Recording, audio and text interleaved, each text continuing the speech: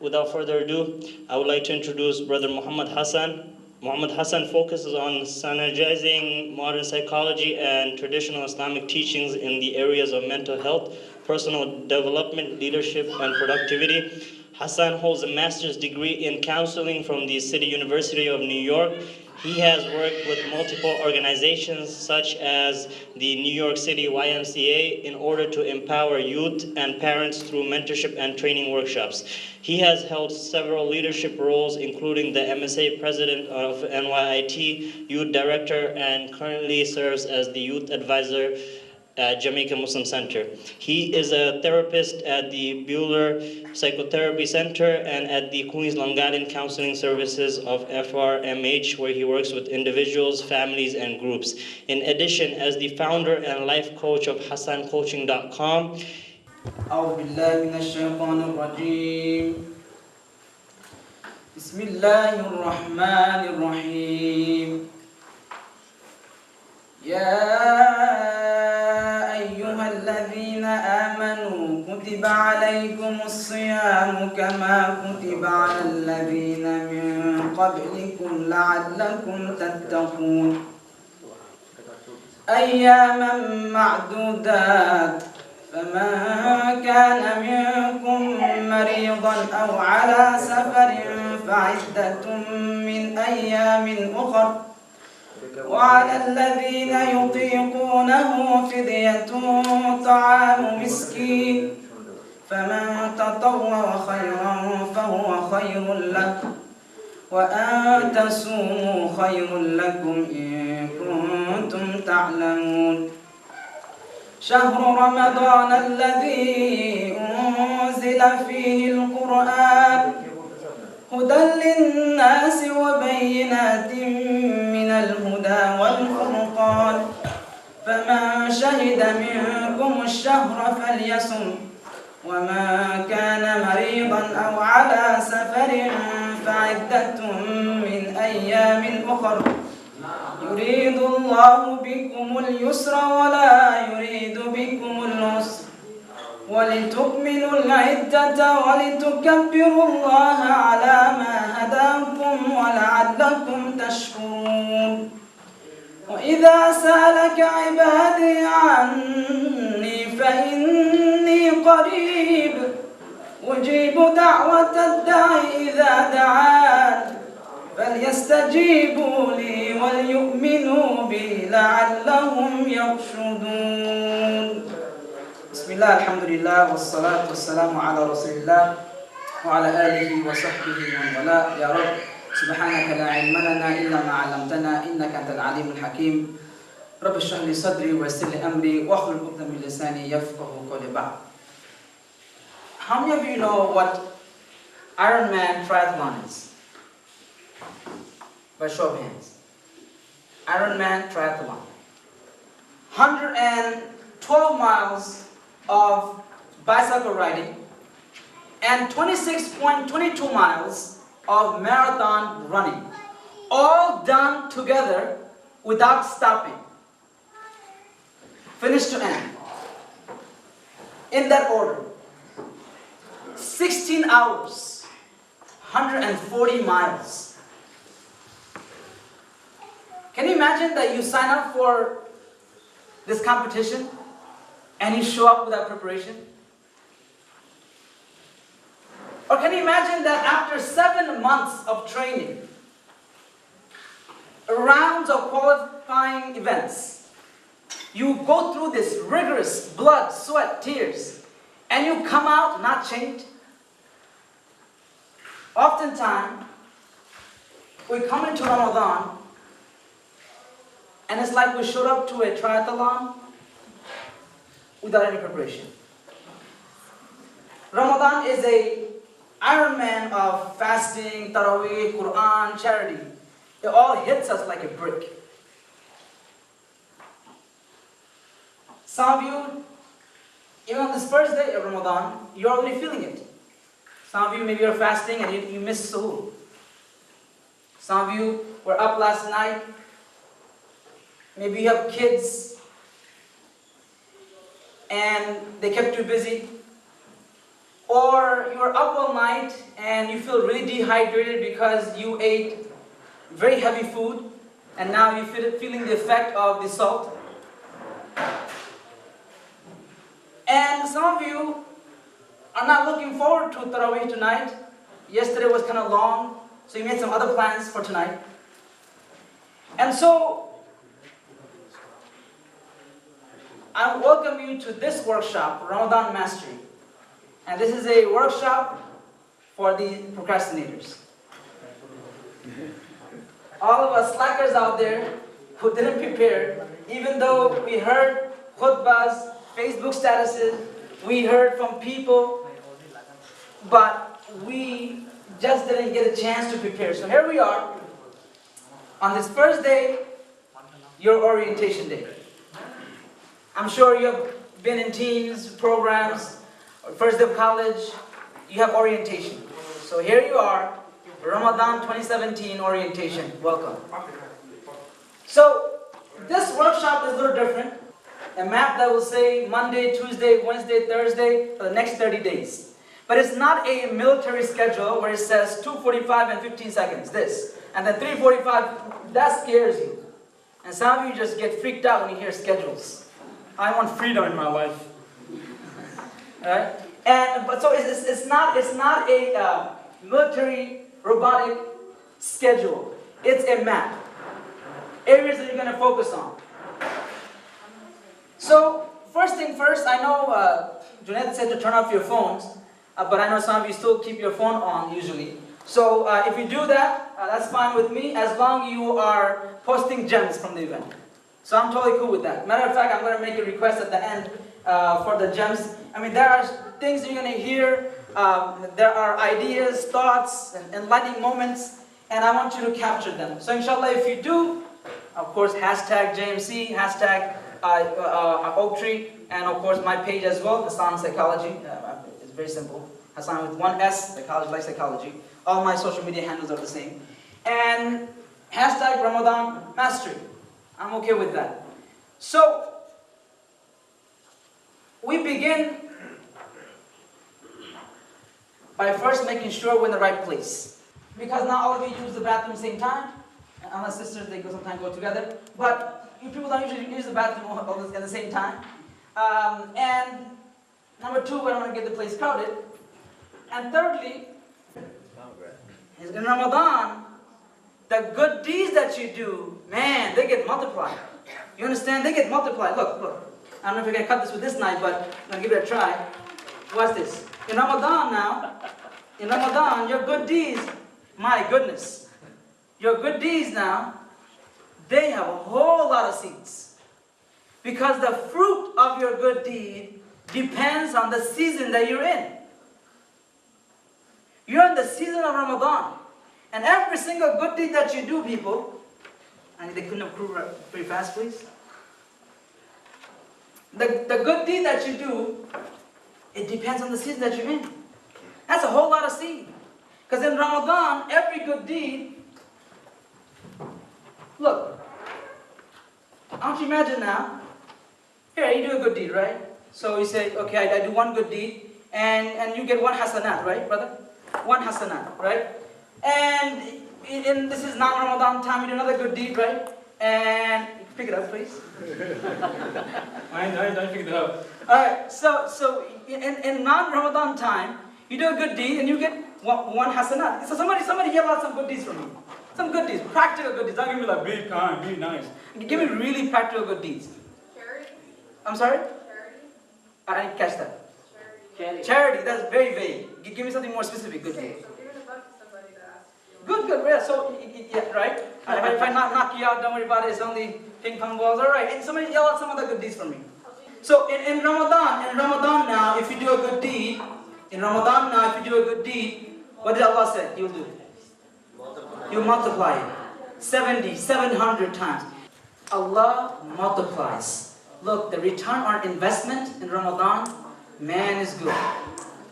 The ROI is the best you're going to get. Good deeds in Ramadan are multiplied. Now, stay with me here. So Allah subhanahu wa ta'ala, He says, كُتِبَ عَلَيْكُمُ الصِّيَامِ. He has prescribed this fasting for you so that, what are you going to get out of your fasting? What's the ayah? لَعَلَّكُمْ تَتَّقُونَ. So, this training of siyam, now we know what siyam is, a training, right? Not just fasting, not just staying away from food and water and relationship with your spouse. That's not fasting, it's training. So, what are you going to get out of it? Coming back from Astoria, at that time a good friend of mine, Zakir, used to live by there. And our brother Salah used to be down there too, back in the days. And so, I was coming back, I was driving my car, and, in the car, I didn't feel like listening to NPR or listening to no Drake. So I was just like empty, no sound, nothing, I was just driving. So in between, I was reading some Quran, maybe, I don't know, saying some nasheed, whatever. And as I'm about to drive home, and I get home, I get a call from Zakir. He said, bro, did you call me? Brother, I said, no. He said, yeah, well, you were driving and, I don't know, you were saying some stuff. I was saying, hello, hello. And you kept on doing your own thing. I said, oh man, I look at my phone and I'm like, oh man, somehow I called him. And I didn't even know I called him. So I was in the car, I didn't even realize my phone was on. Can you imagine, all of you carry phones with you, right? Can you imagine if your phones can hear? They actually do, NSA does hear your phone calls. But, literally, they're recording devices. So you don't even know you're walking around, you think you're private with your phone. But that thing is recording. You see, that's the moment that you realize what taqwa is that awareness of Allah. When you realize that Allah has been watching you, and Allah sees you, Allah hears you, no matter where you are. Allah sees you, Allah hears you, no matter where you are. Who you're with. Allah sees you, Allah hears you. The moment that you realize that, now you're achieving this taqwa. And that taqwa allows you to stay away from haram. Stay within the boundaries of halal. That's what this Ramadan does for you. And so, interesting enough, Allah subhanahu wa ta'ala in the very next page of this passage, He's talking about fasting, He's talking about Ramadan, He's talking about dua. And then the next page, Allah says, وَلَا تَأْكُلُوا أَمْوَالَكُمْ بَيْنَكُمْ بِالْبَاطِلِ. Don't consume the properties of others unjustly. And you will say to yourself, what does that have to do with fasting? It has nothing to do with fasting. What about business transaction? You see, look, in Ramadan, you're fasting, right? And you're not eating, drinking, you're staying with relationship with your spouse. And even if you're thirsty, when you're hungry, you go home. You don't go to your basement and have a little Gatorade. You don't do that. Just because it's a sunny day, you don't go into your car and you see a water and you drink it. You don't do that. Some of you, especially Desi people, are even so careful even with their spit. Right? They get freaked out with their spit. And people are like, yeah, that can't go inside. They try to take that spit out and you'll see like masjid, Desi masjid around, they all spit in Ramadan, right? Because people just like, oh, spit might break my fast, right? It doesn't break your fast, by the way. But I'm like, really? No, that's news to me. So, you are so careful. You don't want to get even spit. Who would know if you spit when you into your system? No one. Who would know if some of you took a sip of water this morning? I wouldn't know that. If you came here and got yourself some Dunkin' Donuts, I wouldn't know it. You don't look it. You don't say on your face, Dunkin' Donuts this morning. Only Allah knows. Because Allah sees you, Allah hears you. In Ramadan, you're like, man, I get thirsty and I'm feeling hungry, but it doesn't matter. Because it doesn't matter what the situation is, Allah sees me, Allah hears me, and I can't do it. You're staying away from halal things. So what about after Ramadan when is things that are haram? Right? And that's why Abu Hurairah, he said that many people who fast get nothing from their fast except hunger and thirst. Another hadith, Abu Hurairah said, if a person does not avoid false talk and false conduct during Siyam, then Allah doesn't care if you stay from food and water. Allah doesn't need your thirst. Allah does not need your hunger. You're wasting your time. And so, our step number 1 this afternoon, and see these are nice markers. They have been sponsored by a company. I can't tell you who it is. The owner of the company is here, but it's been sponsored. Jazakallah khair. So here we go. Your step number 1. Where does it say hello? Hello. It's very interesting. We'll keep the hello. All right. So step number 1, people. Step number 1. Our step number 1 this afternoon is clean out your trash. Step number 1 is to clean out your trash. This microphone is really, I keep on touching it. Alright, so number 1, clean out your trash. Clean out your trash. You see, we all have toxins in our system. In Ramadan, you want to add stuff, right? Some of you want to pray more, pray more. You want to do good. You want to read Quran. You want to go to the masjid. You want to do good stuff. But you're already packed up with trash. You can't add to a junk. Your house is already too full. It's already too packed. So you got to clean out first. Your body has been packed, and so the excessive fat hides your six-pack, right? And you're in a haram relationship. The pornography that takes hours of your time. The excessive Netflix. The constant social media. Too much hanging out, having tea. Just being on the phone, retelling the same story over and over again to the same people. All that just taking a lot of your time. A lot of your emotional space. A lot of your physical junks. And you got to clean up first before we add. We can't get to step number 2, 3, and 4 if we can't clean up first. So our first job this afternoon is to clean up our trash. Really examine our life. Examine our time. Examine our emotional space. And see what trash is filling up that space.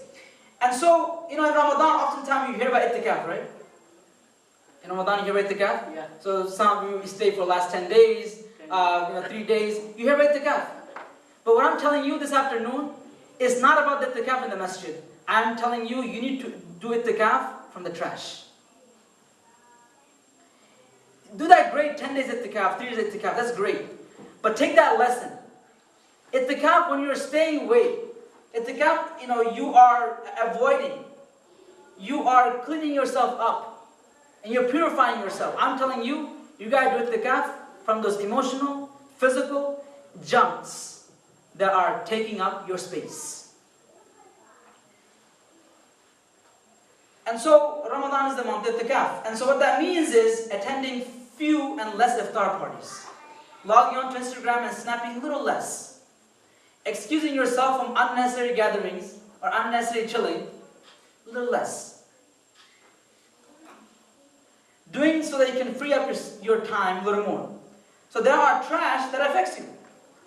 You see, there are all kind of trash. I like to call there are 3 types of trash. You got the trash of your body, right? So things that you input through your mouth, things that you input through your ears, and these are all different trash. Things that you input through your eyes. So you got the body, you got your ears, you got your eyes, okay? So different things that you're inputting into your system. My handwriting is beautiful, as you all know. So, things that you're inputting into your system for your body. Did you know that close to 300 billion cells you lose on a regular basis? And they get replaced. Meaning that the pakora and samosa that you're eating literally makes up your hands and your legs and your eyes. The eyes and the hands and the legs that you have is not what you had, 7 years ago. It's not the same ones. It got rebuilt. Literally rebuilt. And manufactured from what? From the stuff you eat. That's all the stuff is coming. It's not coming from thin air. You don't get rebuilt from thin air. It's what you're inputting into your system. And so those biryani and all that bhat is really was making your body. Really. Literally making who you are. You are what you eat. Literally. In your ears. What you input into your ears has a huge impact on your soul. Huge impact on your soul. There was a study done at the Experimental Social Psychology, Journal of Experimental Social Psychology, and there was an article written by two researchers by the name of Joachim Hasan and Johan Melsner. And they studied pedestrians. They would bring them into their laboratory, and they will make them hear different music. Depending on the type of music they heard, did you know that their thinking pattern changed? Certain music makes you think broad. Certain music makes you focus on details. Certain music makes you depressed. And you know some of you. Certain music makes you excited. Music has a huge impact. What you're inputting into your ears has a direct impact to your heart. I'm not going to make a comment about the fiqh of this type of music is halal, or this type of instruments are okay. I'm not going to even discuss that. That's not my role. I'm not a faqih. But what I will tell you is that what you input through your ears has an impact on your soul. If you don't think that trap music is getting into your soul, you're kidding. Those ideals, norms, even if you don't understand the word he's saying, are hitting into your subconscious. The gatherings that you're in, where people say whatever they say, has an impact on you. Just look at your social circle. You constantly hear about someone built a new deck on their house. Someone built a new deck on their house. And then you go to your husband and say, we need a new deck in my house. Right? You constantly hear things. Or you keep hearing the N-word. In your social circle, you're all Daisy and brown, but somehow it became okay in your Daisy circle to say the N-word. And so, you feel okay to say the N-word. It seeps into your system. Backbiting becomes easy because you're too used to doing it. What you hear has a direct impact on your soul. I'll leave that choice up to you. What you want to feed your soul. Your eyes. What you input through your eyes has a huge impact on your soul. Imam al-Shafi'i rahimahullah, great scholar, and he was one time sitting and reading a kitab, a book, and a woman passed by. And perhaps he looked a little longer than he should have. Perhaps he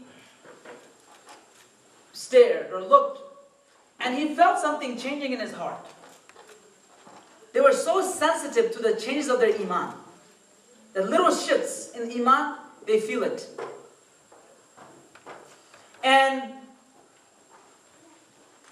he went to his teacher, and he complained to his teacher, Waqi' bin al-Jarrah. And he said to his teacher, Shakawtu ila waqi'in su'a hifzi.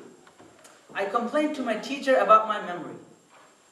I was giving a talk at a hifz school graduation, and I told all the hufaz that if you don't want to get that and look my near Taraweeh, control the input of your eyes. Because Quran is not going to stay in the heart where there are sins. And so he complained to his teacher that I'm having difficulty with my memory. He said, فَأَرْشَدَنِي إِلَى تَرْكِ الْمَعَاصِي. He said, and he advised me to stay from the sin, because al-ilmu nurun, this knowledge is nur. Nurullahi la yuta li'asi.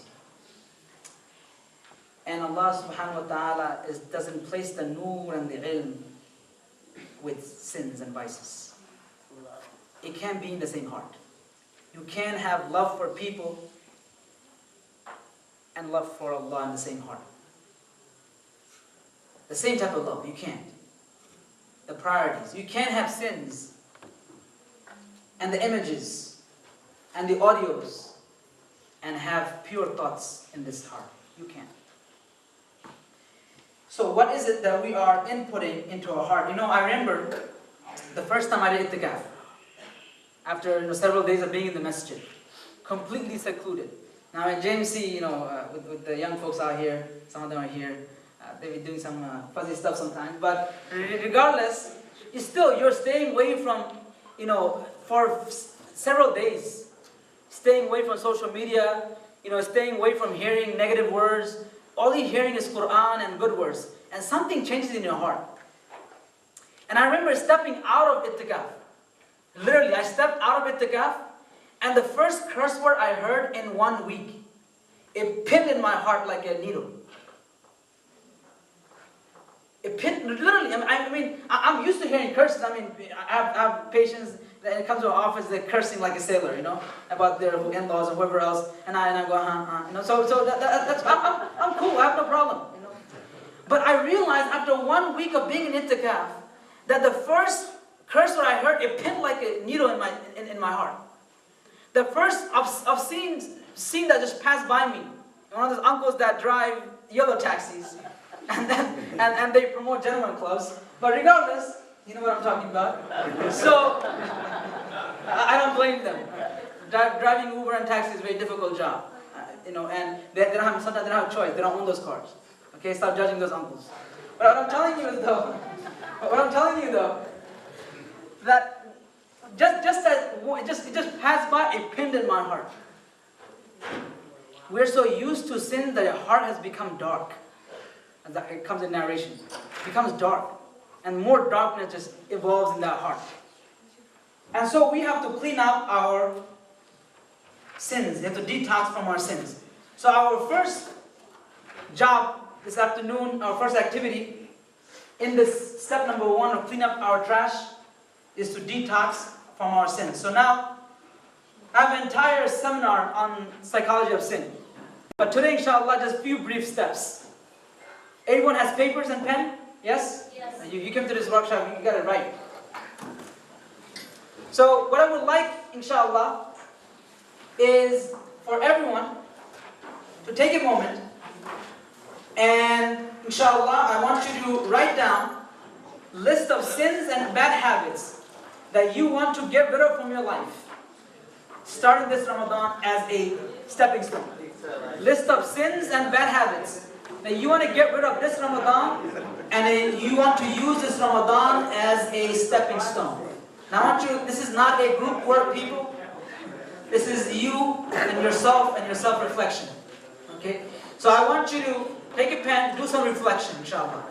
And take a few moments and write down the sins and bad habits that you want to get rid of.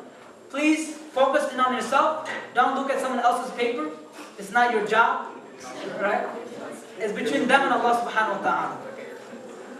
And not a group work, focus on yourself.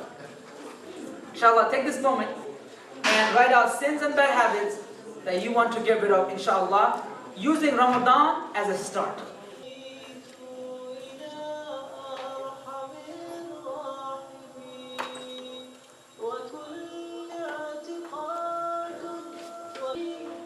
As you have your list of sins and bad habits that you're going to get rid of this for this month and starting this month, I want you to look at those sins and bad habits. And I want you to look at what need is it serving. Because there is some good need that that sin and that bad habit is serving for you. And so,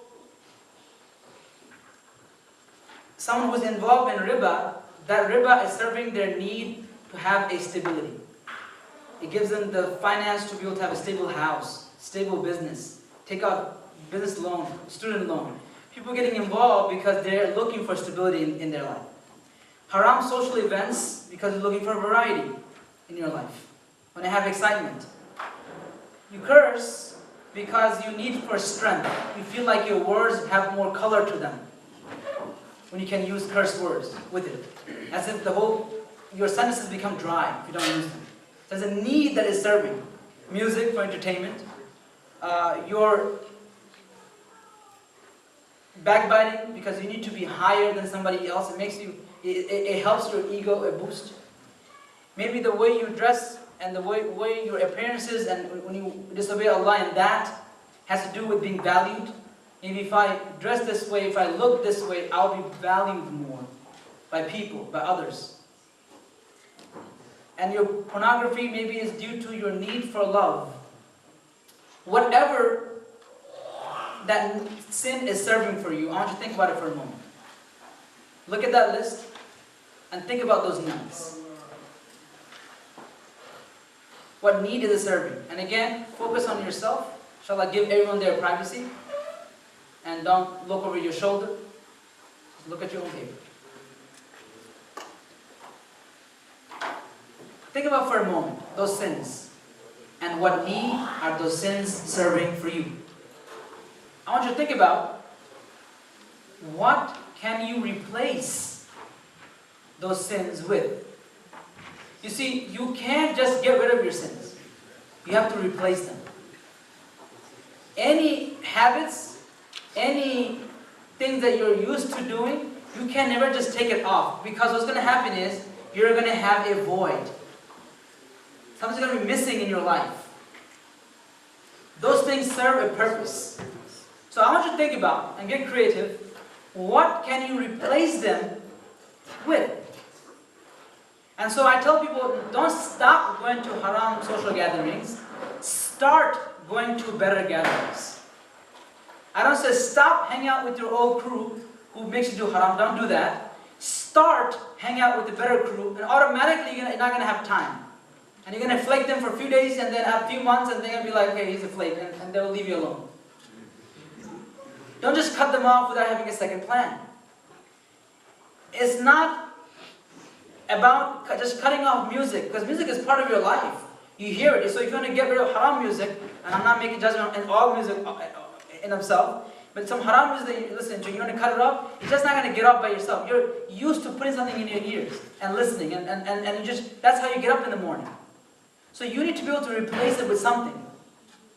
Whether it be audiobooks, whether it be an engaging lecture, whether it be, something that's entertaining, that like a story that you listen to, whatever the case might be, it has to be replaced. So I want you to think about for a moment now, what can you replace those sins with? Get creative.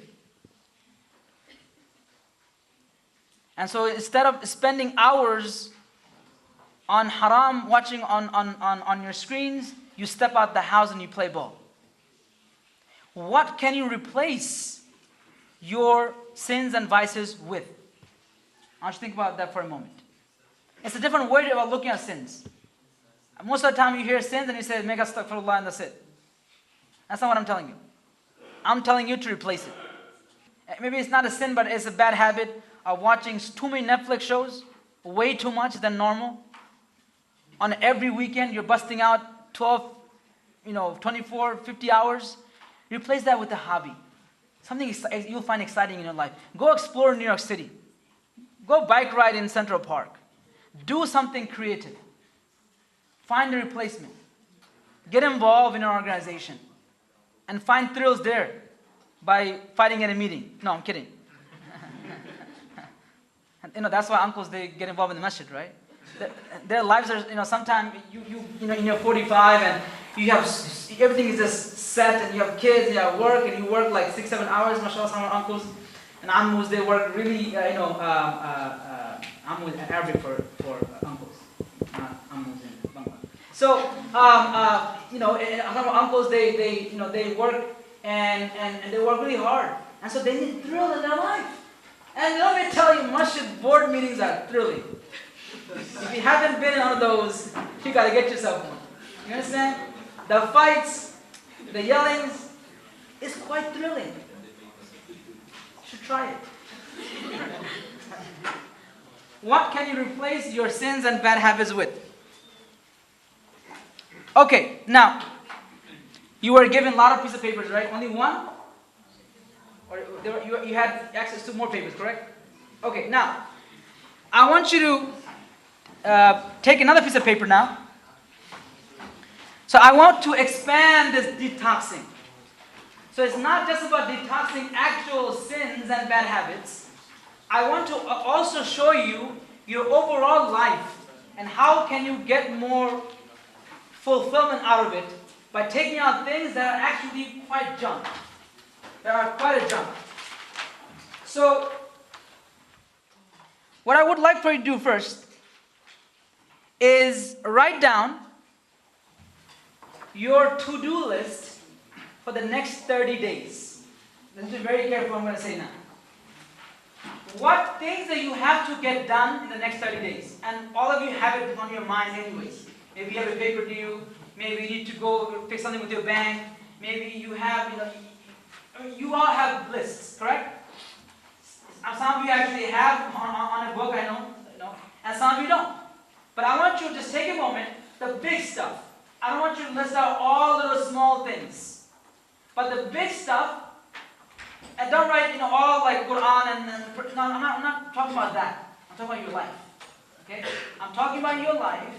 Write down for the next 30 days the things that you were going to take care of anyways. You guys with me? Things that you were going to take care of for the next 30 days.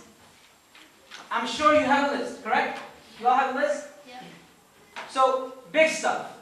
Don't give me the small ones, the big stuff that you put down. And inshallah, keep writing. And if you finish the big stuff, then move on to the small stuff. So only the things that you know you are going to take care of in the next 30 days. Okay? From paying bills, to having to have a conversation with somebody, to going shopping for Eid, whatever's in your list, I want you to write it out. Okay? And number them. Okay? And this is how I want you to write those lists. Okay? You got a piece of paper like this. Alright? I want you to make 2 lines like this. Okay? 1, 2. Leave these 2 spaces. Okay? Actually, let me take that back. 3 spaces. Okay? 3 spaces. So 1, 2, 3, 4, 5, 6. You should have up to maybe 50. If you're really busy, you're involved in 10,000 things, maybe 65. But I doubt. It feels like a lot in your head because you're constipated. Because, our brain cannot hold more than 5 pieces of information at a time. And so you feel like a lot is going on. But actually not. So I want you to write out, so these are the to-do lists. Oh, the to-do list. So to-do list. Now I want you to list them out. Okay? 1, 2, 3, and just list them out. Whether it be for school, family, your body, whether it be for a cousin, whether it be for your internship, whether it be for whatever different areas of your life. Put down your to-do list for next 30 days. Okay? The big ones. I know some of you are very organized, mashallah, you already have it. That's great. But for this exercise, I just want you to write it out. Although, trust me, I do believe in group activities. I think all the exams in schools should be group activities. I mean, think about it. When you go to the real world, you realize you don't do your own exams. It's always a team effort. Your school teaches you something that's not real in the real world. You don't do your own. Matter of fact, if it was up to me, I would, on the day of the exam, if I was a teacher, on the day of the exam, I would teach. Because that day, people are the most focused. Your to-do list for the next 30 days. And let me clarify again. This is not your Ramadan to-do list. That's not what I'm doing. We haven't got to that yet. This is just your life, regular, things that you already had planned, things you have to take care of. That was going to make you busy. And put permanent things too. If you work 5 days a week, put that down. 5 days a week, I have to go to work from 7 to 5 o'clock. That's my work schedule. Okay, put that down too. I'm taking summer classes, and my classes are on Tuesdays and Wednesdays. I'll put that down too. Okay, so we have the to-do list for the next 30 days. Alright, so what I'm going to show you now is that there are 2 types of things in your life. You have things that are important and things that are urgent. Things that are important and things that are urgent. So important things are, if you were to look back at them 10 years from now, you look at your list of all the things you have listed out, and you imagine that you look back at them 10 years from now, how important would they be? Urgent are things that you have to take care of tomorrow because it involves deadline or involves someone else. And those are urgent things. So everything that you're doing in your life, all these to-do lists, are either important or not important. or either urgent and not urgent. So all these, now 1, 2, 3, 4, 5, all the way to whatever you have, 30. Some of them are important and not important. Some of them are urgent but not urgent. So all of them you can give either important or not important, urgent or not urgent. What do I mean now? So some things are important but not urgent. Some things are important and urgent. Some things are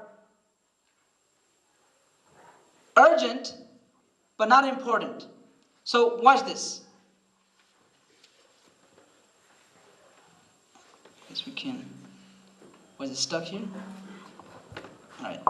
So look here now. So you can imagine now. Follow with me here. You have important and urgent, right? And then you have not important, not urgent, right? So you have important, urgent, and not important, non-urgent. So this becomes very important, the way you look at your to-do lists. Because some things in life are, actually I have this situated wrong, but I'm supposed to actually have here, actually let's do another page. Yeah, well. Let's do it this way, you understand it better this way. You have, some things are important, but not urgent. Some things are important and urgent. Okay? Some things are not important, but urgent. And some things are not important and not urgent. You guys follow with me so far? So check this out. Some things in life are important but not urgent. So attending a workshop like this is important but not urgent. Not urgent means there's no deadline involved. There's no someone you're obligated to necessarily. Or you learning how to improve your salah, or you reading tafsir book might not be, it's important but not necessarily urgent. Or salah time comes in. It's time for salah. Now, it's time for salah, but it's not, the time is not over yet. So it's not urgent. You guys with me so far? Okay. Important, not urgent. Now, things that are important and urgent. A family member gets sick. You have to run to the ER. That's important and urgent. It's a demand now. Right? So this is what we call fulfillment. Right? This is what we call demand. Not important, but urgent. This is what we call delusion. Not important, not urgent, complete distraction. So follow with me here. It's very important. Stay with me. So some things in life are important and urgent, like running to the ER. Some things are not important, but they're very urgent. So if you really look back at your life and look, say, you know what, do I really need to check that, my Instagram notification? Do I really need to check it now? Is it that particular status update? Is it really important 10 years from now? Not important. But is it urgent? Yes, I'm going to miss it if I don't check it now. It says notification. I have to click it. Right? Somebody called. I have to pick up. I have to reply back to the text. I have to. The world is waiting for me. Right? And it's a delusion. You think you're busy. Doing things that deludes you. And then some things are not important and not urgent. Right? So some things are just, they're just not important, or just browsing through the TV, just changing channels. Changing channels is so much fun, right? I have nieces, they listen to that little remote and they mix the noise. So it's distraction. You're just sitting there and just, right? Not the swipe left, swipe right. I'm talking about just regular, So what I'm telling you is not important or urgent, distraction. So now, I want you to do this. You got your list? How many of you at least have 5 items? Raise your hand. For your to-do list. Some of you really free time, right? At least 10 items. So you're telling me for the next 30 days, half of you don't have more than 10 things to do. How do you spend your time? You're telling me that you don't have more than 10 things to do in the next 30 days. Take a few minutes, expand your list. Add more things. Alright, so everyone standing? We're not doing push-ups, no. There's no space for that, although there's carpeted floor, that's not bad. Alright. Not sure what it's doing. The sound is doing this now. So, what we'd like to do now, inshallah. Alright, so inshallah we want everyone to be back in our focus. So what we want to do is, you're going to do the opposite that I tell you. Okay? So, very simple now. Just hear me out. So, I want you to try this. I want you to, when I say walk around, you just, walk around in your space. Okay? Sounds like a plan? Okay, so first we're not doing the opposite yet. First, just walk around. So, ready? When I count to 1, you're just going to walk around a little bit in your space. Move around, go to the back of the room, no problem. Okay? 3, 2, 1. Walk. Don't do a spin. This is. Now I want you to jump where you're standing. Just jump where you're standing. Come on. Jump where you're standing. Very good. Feel the Holy Spirit. No, I'm going to kill it. Oh man, I went to a church just a few days ago. Oh my goodness. It was a Black Baptist church. Forget it, man. All right. Now. So we got so far walking. We got jumping. Yeah? Raise your hand, everybody. Raise your hand. Okay. 2 hands. Both hands together. Up. And stretch up. Yeah, stretch up. Touch the ceiling. Come on. Reach for the stars. And breathe in as you're doing it. Breathe in. And then put your hand down, breathe out. Alright. Hand down. Okay. Hand up, breathe in. Alright, touch for this. Go for the ceiling. And go down. Exhale. Very good. Now, here's the opposite part. When I say walk, you jump. When I say jump, you raise your hand. And when I say raise your hand, you walk. I gotta write this down, people.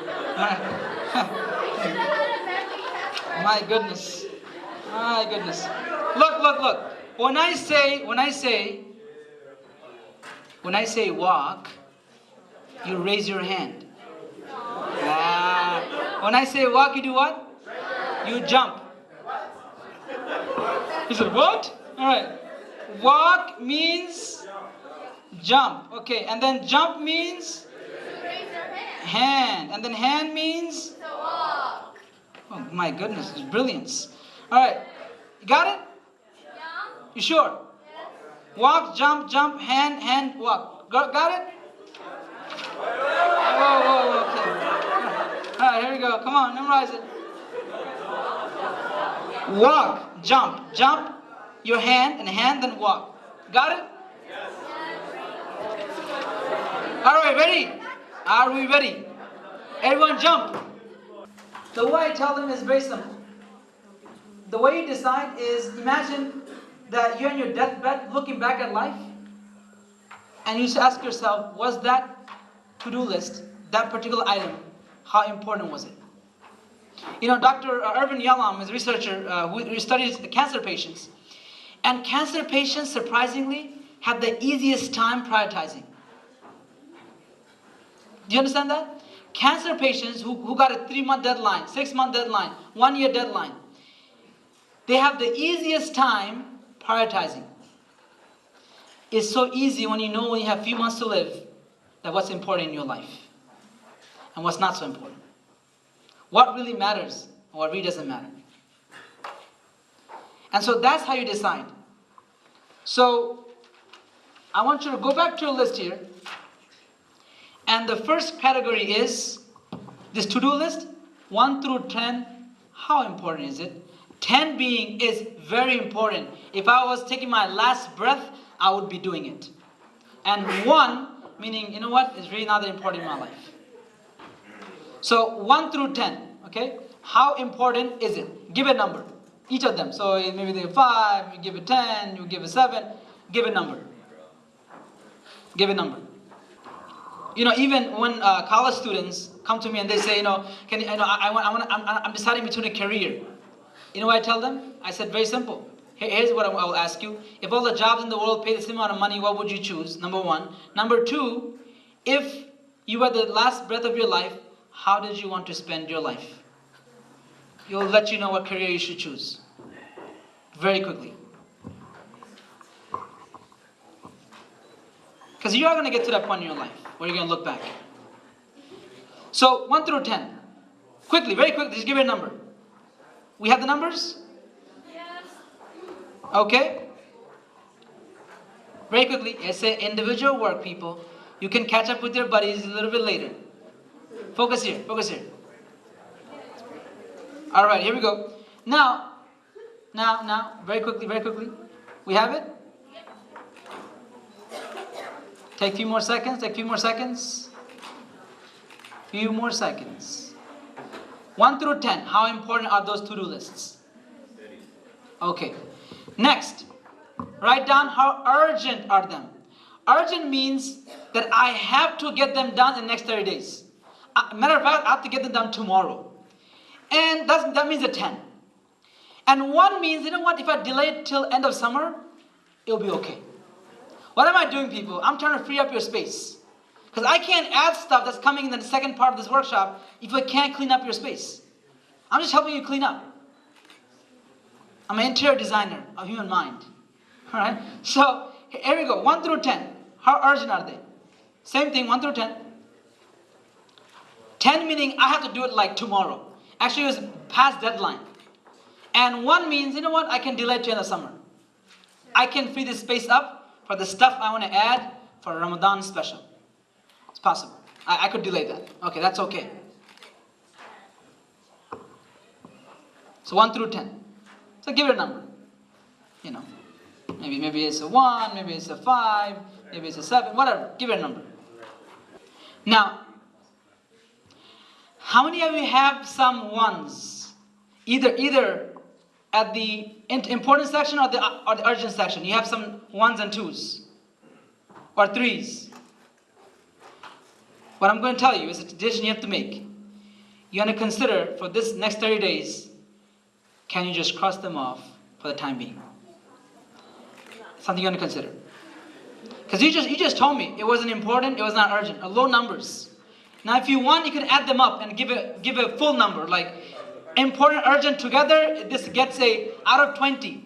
So out of 20, the ones that got 19s, 18s, 15s, those will be booked into your schedule. We can't move them. You have to do them, right? But the other ones, you could keep it empty because what we're about to do in the second part of the workshop is adding stuff for Ramadan. I just helped you clean up. That's all. Question there. So something is urgent, but not as important in your whole life as a whole. You really got to think about that. That's a delusion. And if it's not urgent, not important, it's a distraction. If you hear my voice, clap once. If you hear my voice, clap twice. All right. Now, stay with me here. So, make this Ramadan a reason to clean up your life. Not just your sins and bad habits, but also your schedule as a whole. Now, I do recognize that Ramadan is special. Meaning that Ramadan is not going to be like every other month. There's two extremes. The one extreme of is saying that Ramadan is not going to change anything from my schedule. Another extreme is I'm going to quit Facebook and everything, and then I'm going to have a utopian life for the next 30 days, and then I'm going back to normal life. Both are too extreme. What I'm telling you, yes, you're not going to pray as much after Ramadan. That's true. not reduce as much food intake after Ramadan. That's true. You might do a little more heavier workout, because you're trying to build muscle and it's hard to do that in Ramadan. That's true. You might spend a little more time on Netflix, social media. That's true. You might go on a family trip and a vacation after Ramadan. That's true. But overall, though, use this Ramadan to detox your time, your emotion, your schedule. Now, there is a balance, obviously. As a Muslim, there is a balance. Your entertainment is part of your life. You're going to have entertainment part of your life. As Ali ibn Abi Talib, he used to say that in al-quluba tamallu kama tamallu al-abdan, that the heart becomes tired and fatigued, just like the body. So body needs rest, and the heart needs rest. At-tarawih anin nafs. Right? Even the word tarawih, by the way, it comes from the word to mean relaxation. Just to go slow and enjoy tarawih. Not a marathon, right? So you need relaxation in your life. Yes, you need entertainment. You need to hang out. You need to chill. That's okay. But it's about the amount.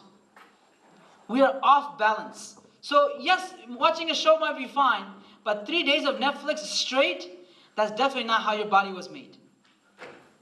Yes, some days, eating junk food is okay, but eating junk food for 30 days straight is not okay. It's just off your balance. Hanging out is fine, chilling is fine. But if you're chilling every single night, now you're off balance. This is ummatan wasata. Our ummah is ummah of balance. Because Allah made you with balance. Your homeostasis in your body is with balance. And so your life needs to be in balance. And that's why, when I teach the Life Mastery Workshop, which is very focused on your life and time management, I always show this thing called the Wheel of Life.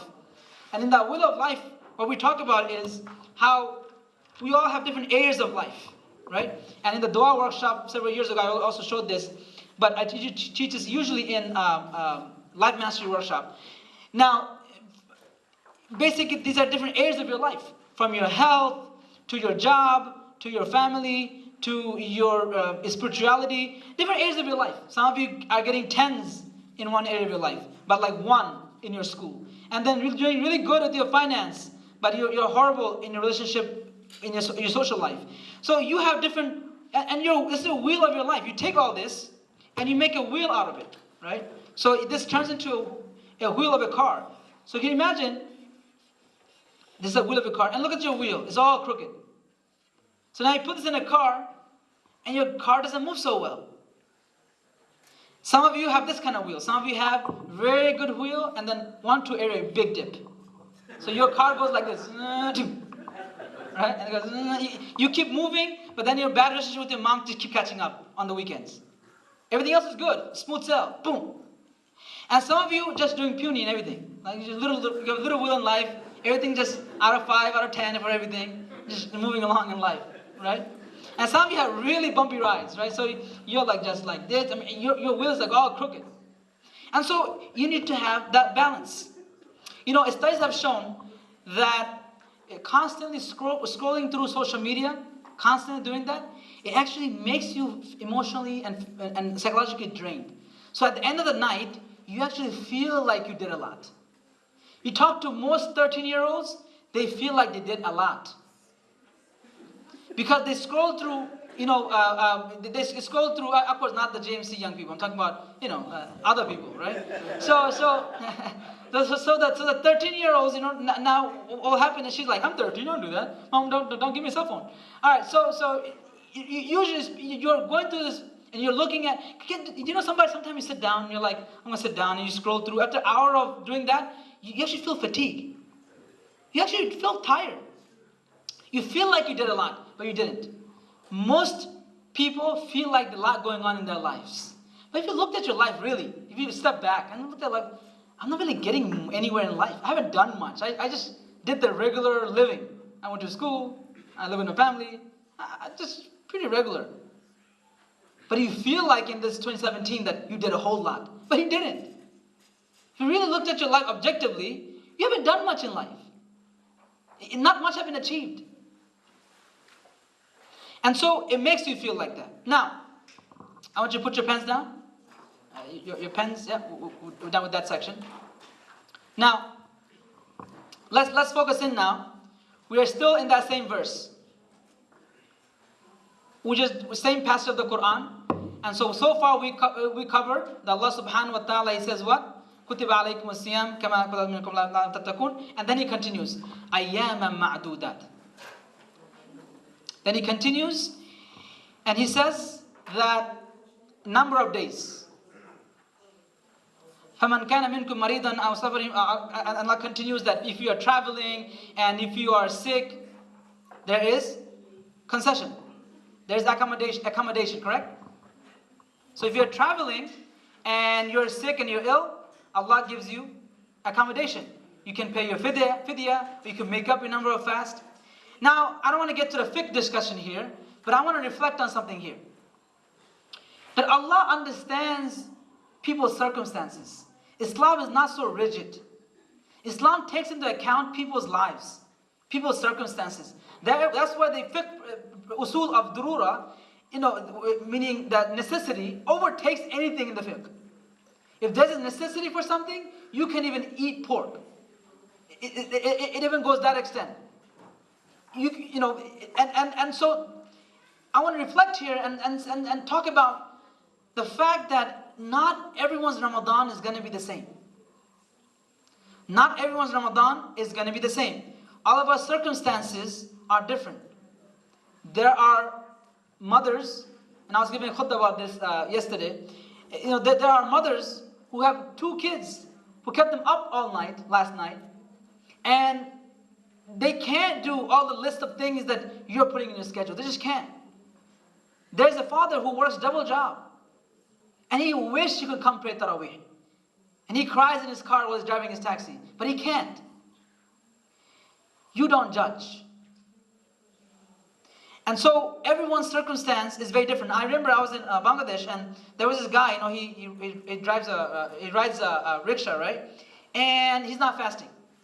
So me and my another relative, we get on the rickshaw, and we're like, it's Ramadan time, and we ask him, is he fasting? Like, no, I'm not fasting.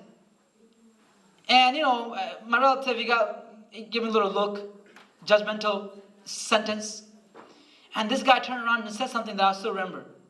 He said, you want me to drive fast and you want me to fast? He said, you yell at me and don't give me enough money if I'm going too slow.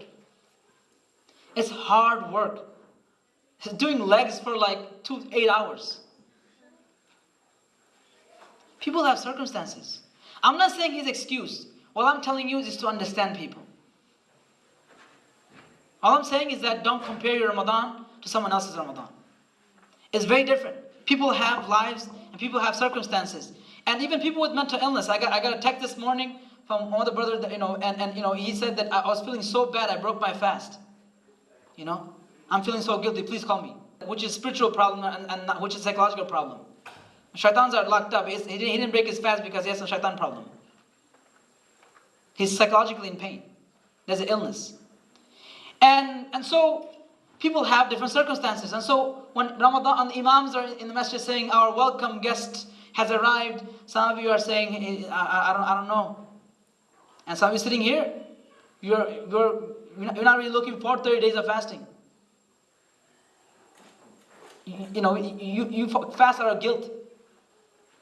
And so don't compare your Ramadan with someone else's. Oftentimes we talk about Abu Bakr, Umar, Uthman, Ali, great companions.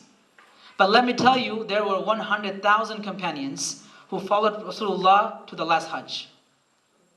And Allah also said about them, radiyallahu an radu'an. They were in the all-stars. Not those 10, 20 that we read in hadith books. There were other normal Sahaba who just grazed their camels in the desert. That's all they did. They heard La ilaha illallah and they stuck by it. Ya Rasulullah, give me something simple. Say La ilaha illallah, astaqim. Say La and then stick with it. He said, yeah, okay, I could do that. Not those who narrated 6,000 hadith, no. Not those who brought their whole wealth and dumped it into Rasulullah. That's Abu Bakr. But that might not be you. We can't keep giving examples of Abu Bakr and expect the ummah to all be Abu Bakr. That's not just possible. We had other Sahaba. We had An-Nu'man, who was an alcoholic. He was a Sahaba too. And so don't judge yourself by someone else. Allah doesn't do a math calculation. Oftentimes with salah, like, even how you stand. Do I stand like this? How many? 4 centimeters? Allah doesn't stand with a ruler. He doesn't go, salah not accepted, 4 centimeters off. That's not how it works. Allah doesn't do math calculations. It's your heart. Allah looks at your heart. Abu Nasr Sayyad was a student of a tabi'i, Ahmed ibn Miskin. He was a tabi'i, meaning a follower of a companion. And so his student. And Abu Nasr Sayyad was very poor. And, one day he came to a sheikh. He said, Sheikh, I'm hungry, my children are hungry. And, we have no food. He said, go to the sea. Here's a fishing rod. Pray 2 rakah salah. And Allah will bless it. And he goes, pray 2 rakah salah. He puts his net out into the sea. And that day he catches the biggest fish in the market for that day. So he goes to the market, he sells it. Buys a piece of bread, a loaf of bread. As he's coming back, there's this, lady with her 2 kids, crying. Please, we're hungry. Can you feed us? Can you give us? He looks at his bread, looks at his door to his house, looks at his bread, and he gives it for sake of Allah. He said, okay. He comes home. He came home without a loaf of bread. Kids are hungry. He gets a knock on his door. He said, I'm looking for Abu Nasr Sayyad. He said, what do you want? He said, I used to owe your father some money. I didn't give it back, so you are the right inheritor. Here's your money. He said, this is mine? Yeah, that's your money. And so with that seed money, he started investing. And his businesses became very successful. He used to donate, he used to give to charity, take care of the poor. And one day, he saw a dream. And his dream, he saw that he was in Yawm al-Qiyamah. And they're awaiting his deeds, right? All his charity, all his giving, because he had a whole lot of money. He could become life member. He could, do all sorts of stuff. And all that list. And they put it in a scale. And they put his bad deeds. And it's very little. Those are like feathers. His bad deeds just became heavy. And now he's destined for hellfire. And so the angel said, are there anything else? They said, yes, we have something. They bring that loaf of bread. And they put it onto the scale. So it tips a little bit. We need more. The tears of that lady. And the smile of those kids. They put it on that scale. It comes in a form. Allah knows best what that form means. And he is now saved from hellfire. You don't know what Allah will accept from you. You could have the whole list we'll have after an hour. You have a whole list for yourself for Ramadan. But you don't know, Allah might not accept any of this list. It might just be the Dhuhr Salah this morning. That's all Allah is going to accept from you. And that's all you need. All you need in Day of Judgment is excuse from Allah subhanahu wa ta'ala to forgive you. That's all you need. Excuse that Allah will just let you pass. None of us will enter paradise except the mercy of Allah subhanahu wa ta'ala. No matter what list of good deeds we have, we ain't going to make it to the paradise. We can't. So Allah will accept a sincere heart. Don't judge your Ramadan by someone else. Allah doesn't burden a soul more than it can bear. You know your circumstance. You know your schedules. Make your schedule, make a Ramadan plan that's fit for you. لا يكلف الله نفسا إلا وسعها. Allah doesn't burden a soul more than it can bear. And don't, at the same time, judge someone else who's doing the Ramadan. Praying in Salah in the masjid might be easy for you, but difficult for someone else. Looking away from haram might be easy for you, but it's hard for someone else. Just because it's easy for you to grow a beard doesn't mean it's easy for someone else. You don't know their circumstance. Just because it's easy for you to put on a hijab doesn't mean it's easy for someone else. Don't judge another person. You don't know their story. You don't know their circumstance. Don't judge someone else's Ramadan.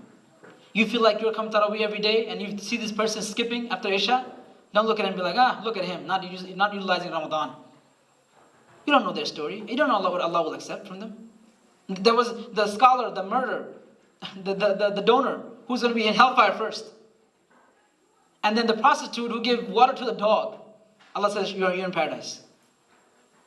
You don't know what Allah will accept from people. Don't judge someone else.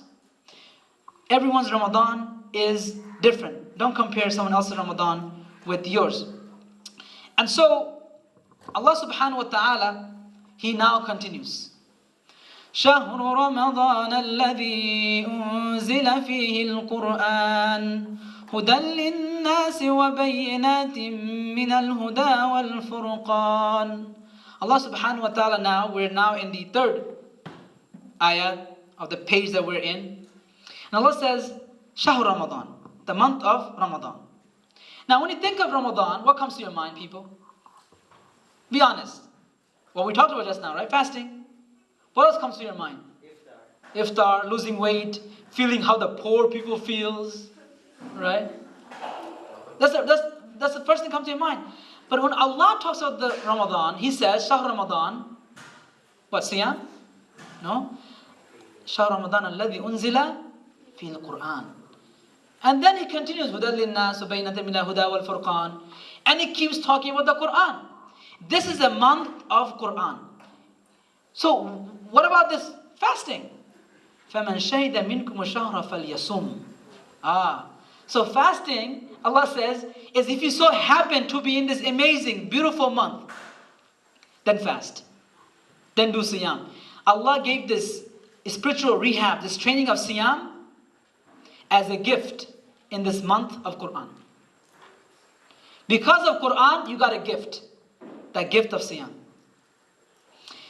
And so, the word Ramadan itself is very fascinating. As Imam al-Raghib, he said, Ramadan huwa al-Ramad ay shadat al-Qasams. He says that Ramadan is taken from the word min Ramad, which means that which is intensely or heated by the sun. And he has a long quotation on this. So Imam al-Raghib, he's basically saying that one of the definition of Ramadan is intensity of heat. And heat changes metals. Heat bends things. Heat transforms things. So that's how now Siyam and Ramadan connects. Fasting and Ramadan connects. When you do this training of Siyam for 30 days, what do you end up with? A change. And that's that heat of Ramadan. You end up with a change. It takes 21 days for a habit to become situated into your brain, for new neuron pathways to be built. It takes about 6 months for it really to be ingrained. But you do this 30 days of change, and you really trust it, and you do it for 30 days, you will come out a changed person. And so, different people approach Ramadan differently. Oftentimes we think Ramadan means unproductivity. Right? And I was in Egypt, I remember, and in Muslim countries, I'm sure you do, people don't get up till 2 o'clock. Offices open at 11, close at 2. More unproductive time in the year. But surprisingly, I would argue, Ramadan is supposed to be the most productive time of the year. And I would argue that because, think about it, some of the greatest battles took place in Ramadan. Did you know Battle of Badr took place in Ramadan? Badr was in Ramadan. Fatah Mecca was in Ramadan. Salahuddin Ayyubi liberated Jerusalem in month of Ramadan. Ramadan was some of the most busiest time. Biggest event took place in our history. Ramadan is not, it's a spiritual excuse. Oh, it's all about the namaz and salah, so, we can't really do much work. And that's not, Ramadan is supposed to be most productive. Why? Because there is barakah. Allah blesses this month. And so I'm telling you, if you have a big goal in your life, and I'm not talking about religious goal, I'm talking about your goal in general, this is the month to do it. You have a big project you want to launch, this is the month to do it. You have a big paper you want to finish, this is the month to do it. Ramadan, Allah blesses. Why does He bless it? Because look, your food is moderated, you're spending less time doing sins that you waste time with, your heart is more clear, and Allah puts more barakah. And so this is a month of transformation. Now, why should I care? As we begin to build our list for Ramadan, why do I care? Why bother doing all this? Why bother making a plan for the next 30 days? Because, number one is because this Ramadan could be your last. And I want you to avoid the whole cliche part of it that's buzzing in your head. Cliche. Move that to the side a little bit. And I want you to focus on that really, to be honest, there were people that were praying Tarawih with us last year. They're not going to be praying with us this year. We lost 2 young people in this community the last 1 year. I remember last Ramadan, I was with him in the car. I went to lectures, he used to come with me. He's not here this year. This Ramadan could be your last. As it comes in a hadith, Abu Hurairah narrates that Prophet ﷺ, he was getting up on the minbar, and the famous hadith, and he said, Ameen, and Ameen, and Ameen. And they asked, Ya Rasulullah, what was it about? He said, Angel Jibreel came to me. The Archangel Gabriel came to me, and he said, that whoever reaches the month of Ramadan, and he's not forgiven, then he will enter hellfire. And Allah will cast him far away. What is it telling you? That if you came to this month of Ramadan, and you weren't able to change, you weren't able to earn Allah's paradise, then really you probably do deserve to be in hellfire. Such a strong hadith. You have to understand who is saying Ameen to this statement. This is Rasulullah who is saying Ameen. He is someone that doesn't even need to raise his hand. قَدْ نَرَى تَقَلُّبَ وَجْهِكَ فِي السَّمَاءِ. Allah says, we see you looking up to the heavens. فَلَنُوَلِّيَنَّكَ قِبْلَةً تَرْضَاهَا. Allah says, we will change the qibla. He didn't even raise his hand. He just looked up to the heavens. Allah changed the qibla. This is Rasulullah who is saying Ameen to this. This is serious. That's what scares me about this hadith.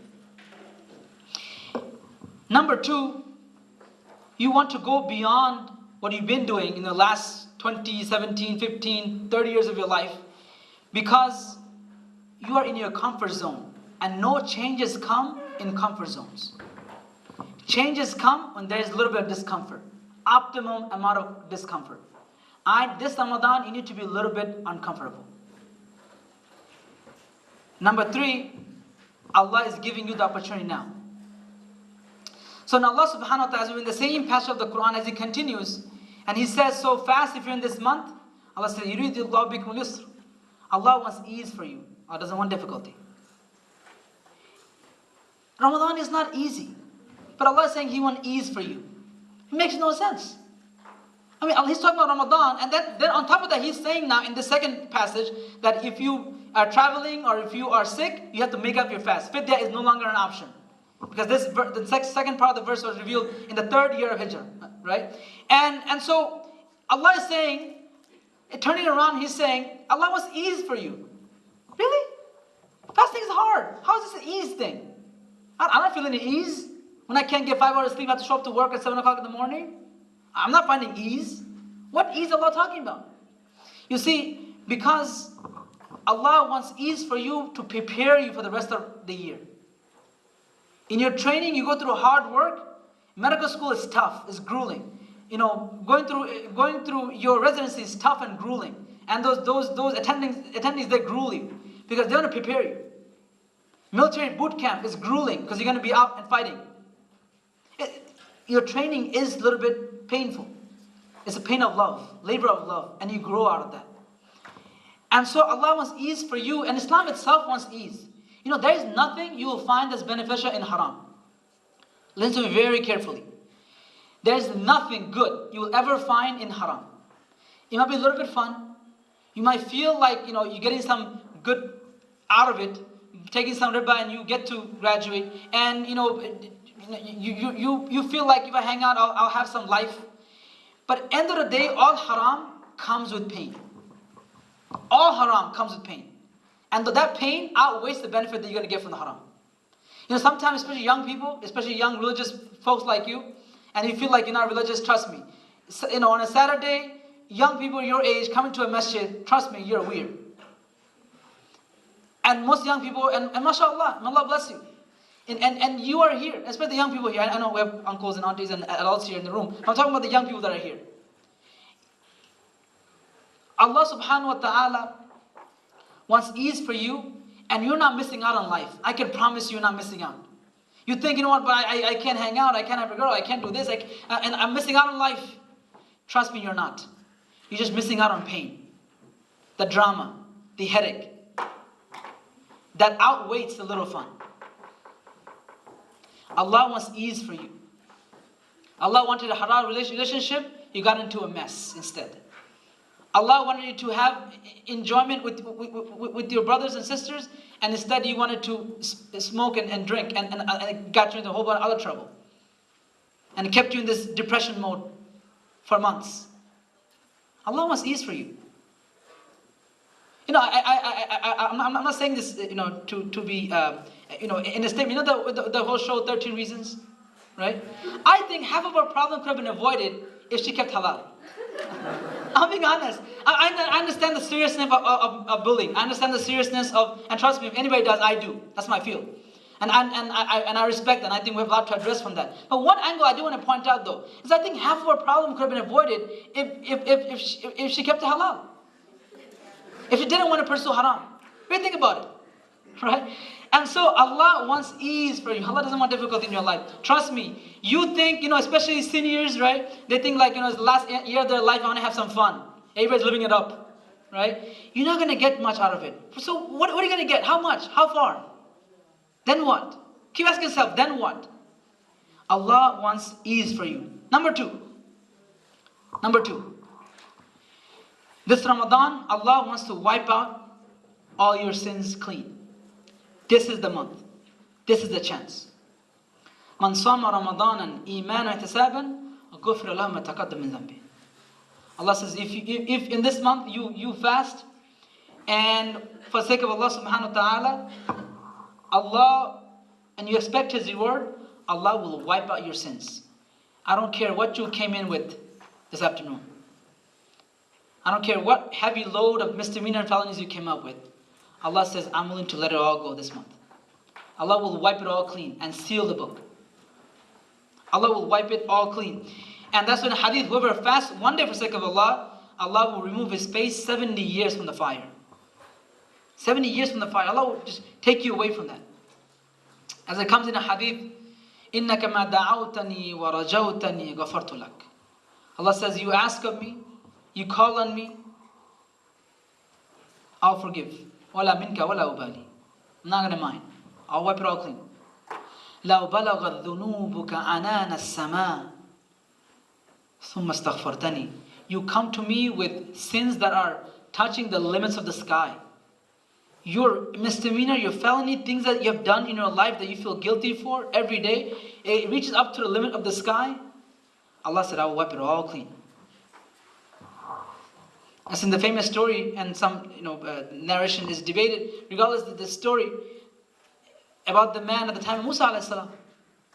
And this man at the time of Musa alayhi salam, he used to disobey Allah. He was a sinner. And he used to live a haram life. And so at the time of Musa alayhi salam, the drought takes place. And food stock are running low. Crops are withering away. Children are hungry. And so the elders of the community comes to Musa alayhi salam, the Prophet Moses, and say, oh Musa, make dua to Allah that Allah sends down rain. We are dying here. And so Musa gathers the entire people into the open field. And he raises his hand with his whole community, Ya Allah, save us from this death. Send down rain, Ya Allah. And Allah responds to Musa alayhi salam and says, I can't accept the request. There is a man in this gathering who has sinned for 40 years. Tell him to step out. Then I can accept the dua of the community. And so Musa turns to the people. Who here sinned for 40 years? Please step out. Because of you, we're not getting rain. Can you imagine being that person, being that guy? And you're thinking to yourself, I'm going to get exposed. People will look at me and that's that guy. He's the guy, 40 years. He's the sinner. Can you imagine if people knew things that you hide in your closets? We all have skeletons in our closets. We do. And this man, he feels so ashamed. Musa is saying, please step out, whoever it is. And this man feels so regretful. He raises his hand to Allah And as he is crying, as he is seeking Allah's forgiveness, so does the rain falls from the sky. And Musa says, Ya Allah, nobody moved from the gathering. Why is it raining? He said, the same man who sinned for 40 years, the same man who asked me forgiveness, and his forgiveness is enough to cover the entire community. Look, Allah wants to forgive you. Allah didn't care us to punish us. Allah doesn't need to fill up his hellfire. We are from paradise. We're going to go back to paradise, inshallah. Really, Allah didn't create you to punish you. He doesn't get anything out of it. Allahu yurid. Allah subhanahu wa ta'ala says, Allahu yurid. Wallahu yuridu an yatuba alaykum. Wa yuridu alladhina and those who Allah wants to forgive and Allah wants to wipe out your sins. But those who yattabi'una min shahawat, and those who are that calling you towards the evil. Yuridu Allah wants an yukhaffifa ankum wa khuliqa al-insani da'ifa. Allah says Allah wants to unburden your load.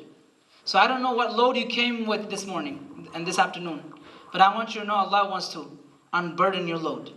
Take those chip off your shoulder. This Ramadan, Allah willing to let it go. Allah willing to let it all clean. Allah wants to do it. Allah has open door policy. And so, I want to tell you this. This Ramadan, when I was a little younger, and I used to give talks or whatnot, and I used to talk about the seasonal Muslims, right? Oh, the seasonal Muslims. They come only for Ramadan. Oh, they only wear hijab in Ramadan. They only do this for Ramadan.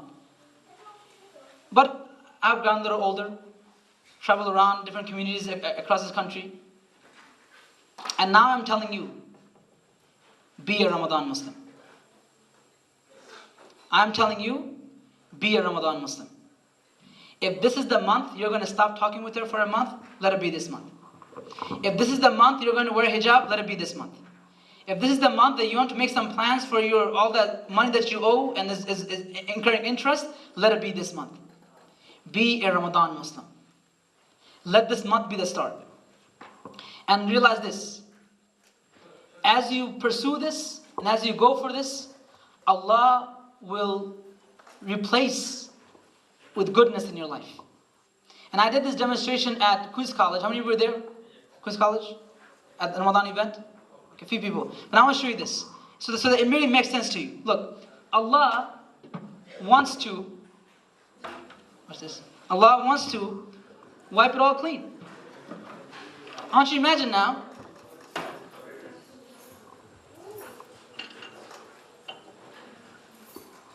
and this paint and brush has also been sponsored by the same company. I'm not making this up, it's real.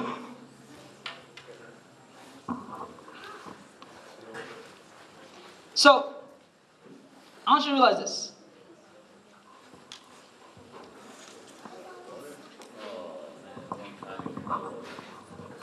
So, stay with me here, you will see what I'm doing. This month, Allah is willing to wipe it all clean if you're willing to replace your life with good. I want you to imagine now, see that's why I needed the other microphone, but apparently folks are upstairs doing salah and so forth, so we don't want to disturb them, so I'm going to use the microphone. But I want you to imagine this. Don't worry about it, you'll wake up. Okay. What's this now? So, I want you to imagine, this is your heart, right? This is your heart. And your heart is pure, is clean. You're born on fitrah. Allah, when you stood in front of Allah and say, Ya Allah, and Allah asked you, who is your Rabb? You said, you are my Rabb. And all the souls took oath of Bani Adam. But then you came to this earth, and then junk ended in your life. Junk came into your life. All kind of junks. Of course, you have the spiritual junks, right? So, your sins that you do, all the sins that you do, at a spiritual level, that junk came into your life, right? And that clear heart now became dark and black. In your emotions, Allah created you with full experience to experience life.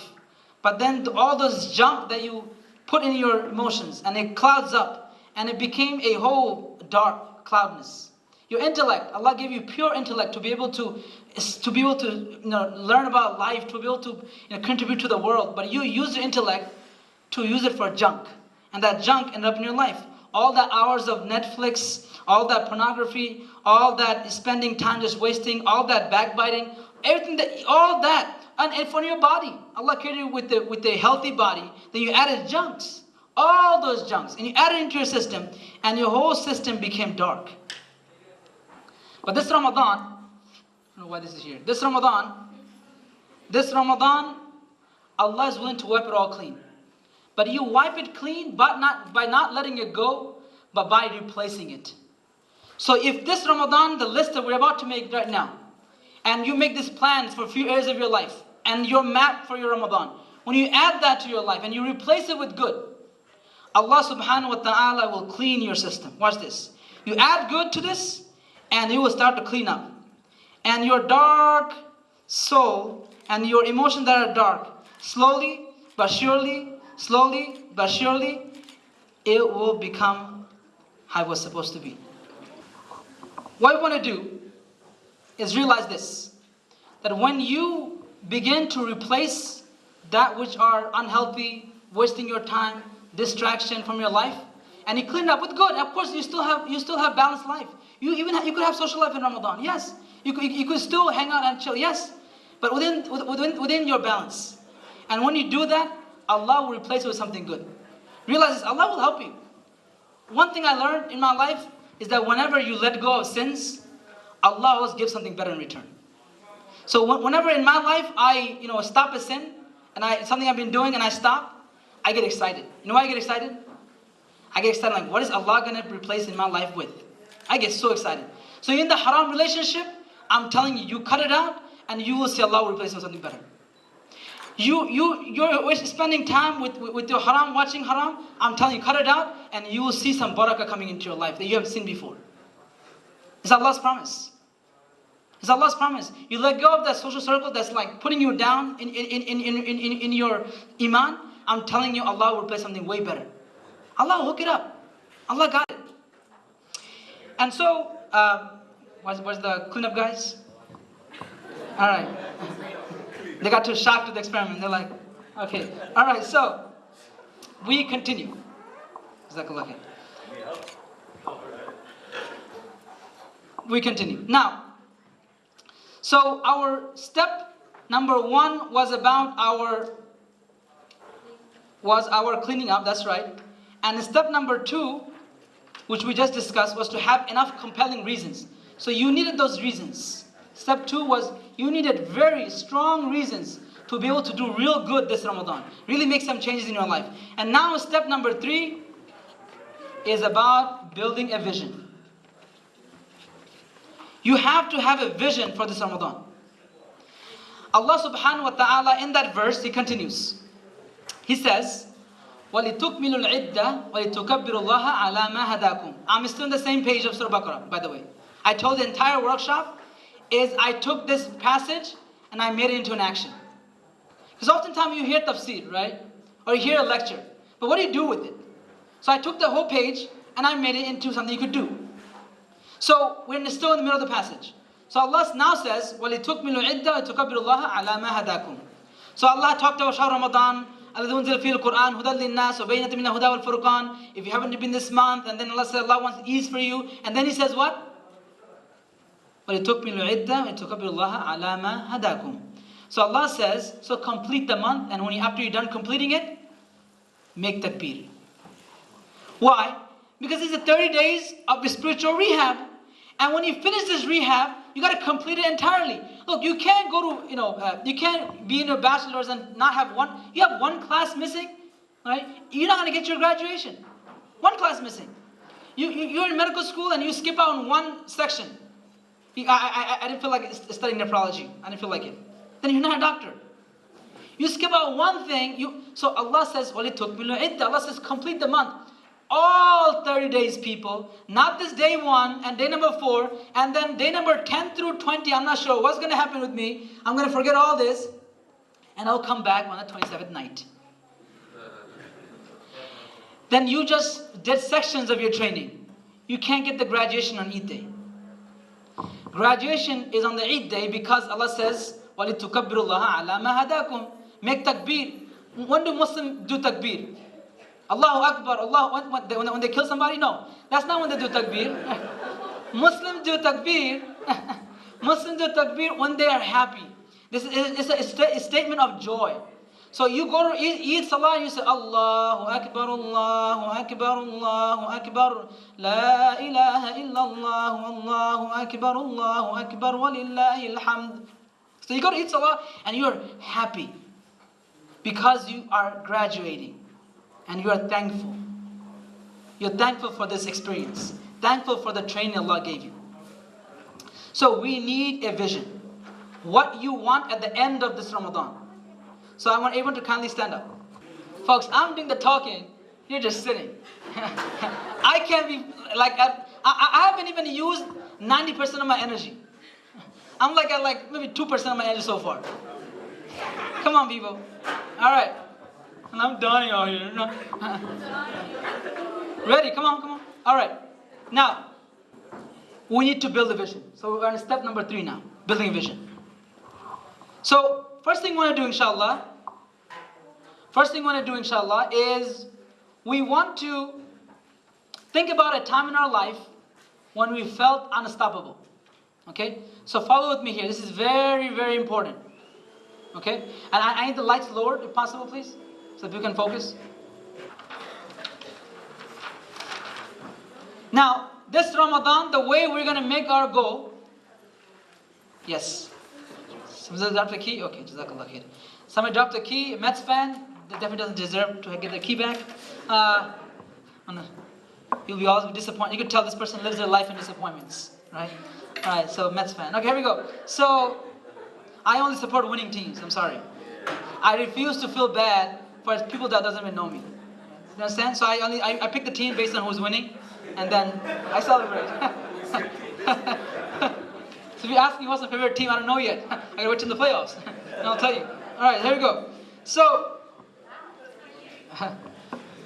people are unfaithful these days. So, but look, but I'm telling you, look, Ramadan mastery. We're step number 4 now. Step number 4. Now comes the actual plan. Alrighty, here we go. Our plan. Our plan this Ramadan is actually Ramadan.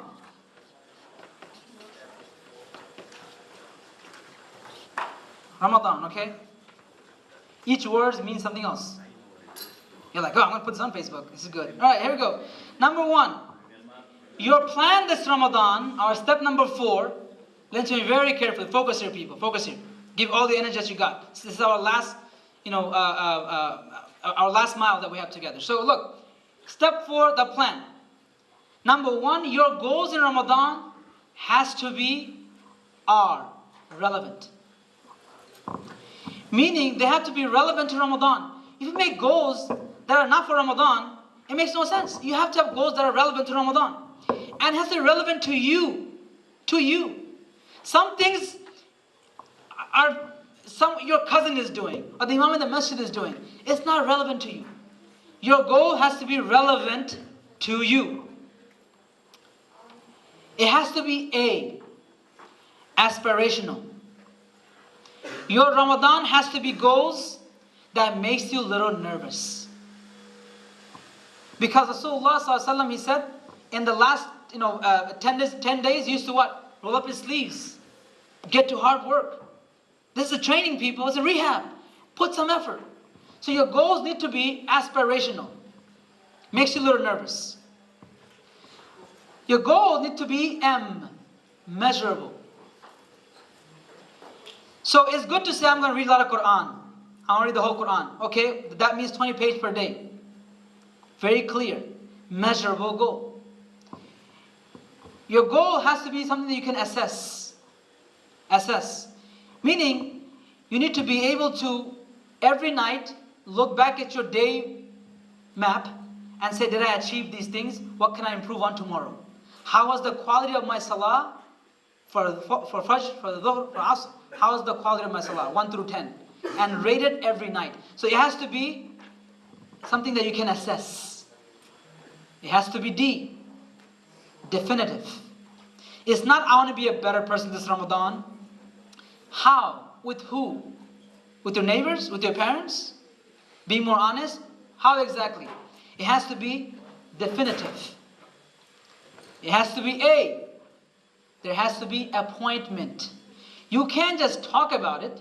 You could have 100 goals, but if it's not booked into your schedule for Monday 3 o'clock, it's not happening. It has to be appointments. And then there has to be some novelty, something new. You've been doing the same old thing in Ramadan and trying the same old thing. For the last 3 years, you've been trying this whole finished Quran business. It's not happening. Try a new goal this year. Add something new. If you've been praying 5 times is not your goal. Maybe this year praying 5 times is your goal. Novelty. Add something new to your schedule. Now, we have few areas of focus. So this is our framework, okay? All the goals we're going to make, they have to be within this framework. Understood? Okay, now, that's a very good use of papers. You see that? Alright, so, write one word and turn to the next page. Okay, so here we go. We have now few areas of our life that we want to focus on. These are the 5 areas we want to focus on this Ramadan. Our body. Okay? We're going to focus on our Quran, our Salah, our character, and our contribution. These are our 5 areas of focus. 5 areas of focus, inshallah. This for this Ramadan. So we begin with your body. Your body. So there are a few things we want to do when it comes to your body. Number 1 is your food. Number 2 is your exercise. Number 3 is your sleep. Sleep. So your food, exercise, and your sleep are the things we want to focus on. Okay? So food, exercise, and sleep. So we have the area of food, exercise, and your sleep. These are the areas we want to focus on for our body part, out of the 5. Okay? So, now when it comes to your body, you see, why I make this the first area to focus on? Because if you cannot get this right, your sleep and your food, you're not able to do anything else. So our first area of focus is actually your body. So fasting has some effects. You not eating and drinking from sunrise to sunset has a huge impact. Number 1, blood flow to the digestive tract slows down, allowing oxygen to work on other systems in your body. Number 2, detoxing happens in your kidney, your stomach. Cholesterol is removed. And your body learns to burn fat because it no longer has calories, so it uses fat to run. There are stored fats that are used. Your blood pressure is lowered, so is your blood sugar, and cellular repair happens. Human growth hormone level increases, and sometimes body weight and fat mass does decrease. That's why, as we talk about, that you're not supposed to do heavy workouts in Ramadan because you will break down your protein, your muscle. So, given that's what fasting does, you have to allow your body to detox. This is one of the most crucial gems from this workshop. You have to listen to this. When you're doing this intermittent fasting, that's what it's called technically, you will feel horrible first 2 days. 3rd day, worse. 4th day, 5th day, you're going to feel like quitting.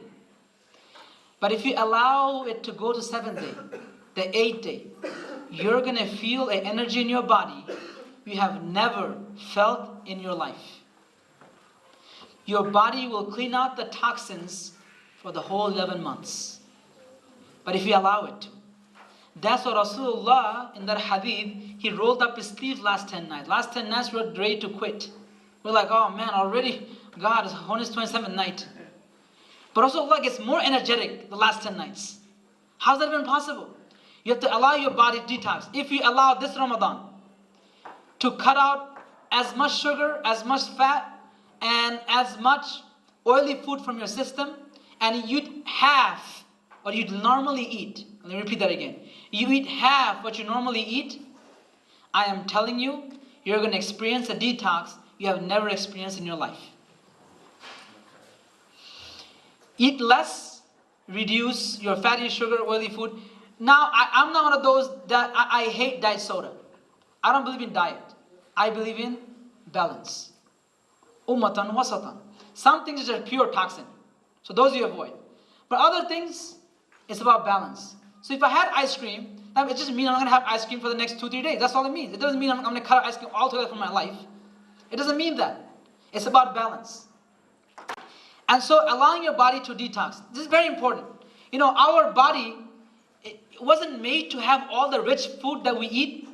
Our gene, in my country, as I know, they only, you only get meat on like once a week on a Friday. That's when they, slaughter the cow, and you get once a week. Pepsi soda, you drink it only in Eid time.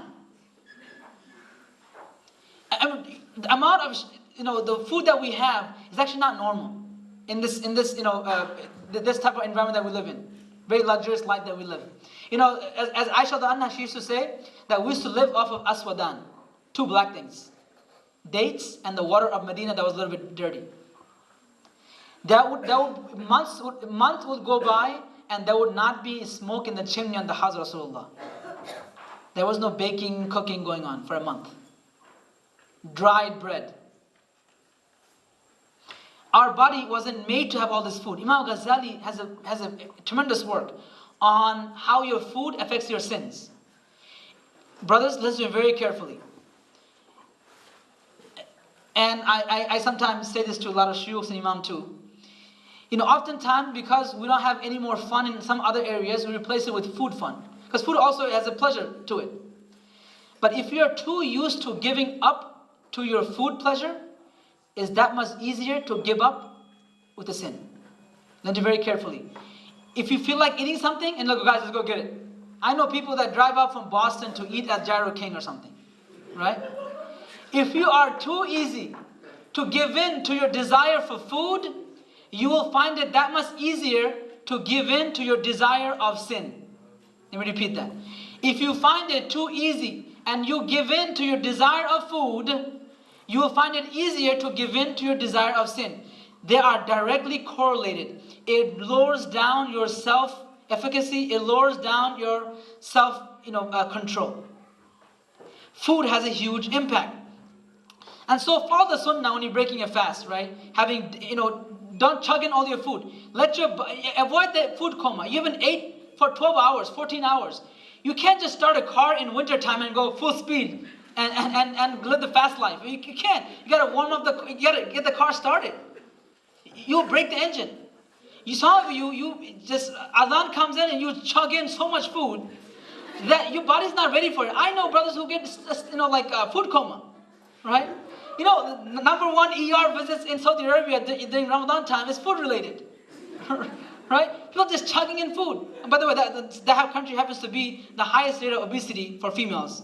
So, very interesting that a country that's supposed to that's supposed to follow the sunnah, right? Where you're supposed to have balance in your food, right? So, when you start, when adhan comes in, have date, let your body relax, pray, and then eat. Don't try to make up for supposed food that you missed. Right? You didn't miss anything. It's okay. Right? And slow down. It takes your body about 15-20 minutes to register what food is going down the system. So if you go really fast, what happens is you don't even know that you're full. Because your body doesn't realize it is full. It takes 15 minutes for your esophagus or signals to come down to your brain and go, you're kind of full actually. You don't know that yet. So slow down in your eating. There are other tips like having a smaller, plate. The larger plate that you eat, the more that you eat. The smaller plates are good. And especially if you have a lot of decorations, it's even better. Because typically people don't want to touch the food and decoration. They just put it within the decoration, right? So get a plate, if it's big, it has a lot of decoration. That's a good thing, right? Avoid breaking fast in restaurant. I really don't understand this whole breaking fast in restaurant business. I'll be honest with you. And you might think, oh, that's too extreme. But I'm telling you, in Ramadan, I will not break my fast in restaurant. I just won't. Think about it. You're in that setting. You can't make dua properly. That's a valued time. Why would I waste it in a restaurant? I go a whole year. Why would I sit there and you can't even pray Maghrib properly? You're rushing. The guy may have a closet for namaz area. And you're sitting there. It makes no sense. Don't break your fast in restaurants. Take that time to sit at home with your family. Take your time. Read Quran. Make dua. Break your fast. I would even say as far as to say that, I avoid this whole masjid hopping for iftar. So New York City brothers do this, right? You go to him, this Afghani masjid has this food, and this, if I go to this place, they give Chinese food. If I give here, what are you doing? Really, honestly speaking. That's not the time. You rush there. I know some of you break your fast in the car because you barely make it to Maghrib. And then you're the first online after Maghrib too. You don't do your sunnah. Oh, your line is kind of busy, Don't do that. Don't waste your Ramadan in this way. I would even go as far as to say, avoid iftar parties as much as possible. Don't organize so many parties. I know family circles, that are, a group of 10 families. These guys, this person's house today, same people tomorrow, next house, same people next house tomorrow. You're wasting time. Those are valuable time. You can't sit around waiting to put the Bangla channel on and then waiting for the adhan on the Bangla channel. Really? Or the TV makes adhan, No. Those are valuable time, people. Don't waste your valuable time. If you need to feed people in the masjid. If you need to do a family iftar, say, I am sponsoring, can all my relatives and friends come over to the masjid today? Then you pray salah in jama'ah, and you'll be able to have food together. Masjid that do dinners, JMC that gives packets, but masjid that do dinners, you can organize it there, no problem. But don't do it in a house. Aunties that are sitting there, they are cooking for a whole day, busting out the entire Ramadan, just to make 15 different things. Really, you're wasting your time. Valuable time, precious time. So, never skip out on suhoor. Very, very important. I know some people are busy. I know some of you need to eat dinner and make up your sleep. I know you need to do that. But try to have suhoor is very, very important. Drink a lot of non-sugary, fluid and sweet and so forth. And don't stuff yourself at suhoor time, because you will feel it when you get up in the morning. All that salt, you will feel the dehydration. Okay, that's as far as your food is concerned. Now, your exercise, realizing that your body needs exercise, right? We often think that this body just carries our brain. Feel like academics, especially like you go to college campuses, all the professors, PhD professors, they look at the body as a nuisance just to carry the brain around. It just carries the brain around, because that's the main thing, right? Your body has a role. It's not just to use and abuse. It has a role. So make sure, unless you're a professional athlete, don't work out when you're fasting. It's not good for your health. And you can talk to nutritionists, unless you're a professional athlete. And I have friends who are professional athletes, and that's a different story. They need to work out a certain schedule. But you're not a professional athlete. Don't go play ball and bust out and come home before Asr and knock out. And you bust out and you wake up with adhan. Don't do that. And, it's not wise, obviously, to do heavy lifting. If you need to work out after Taraweeh.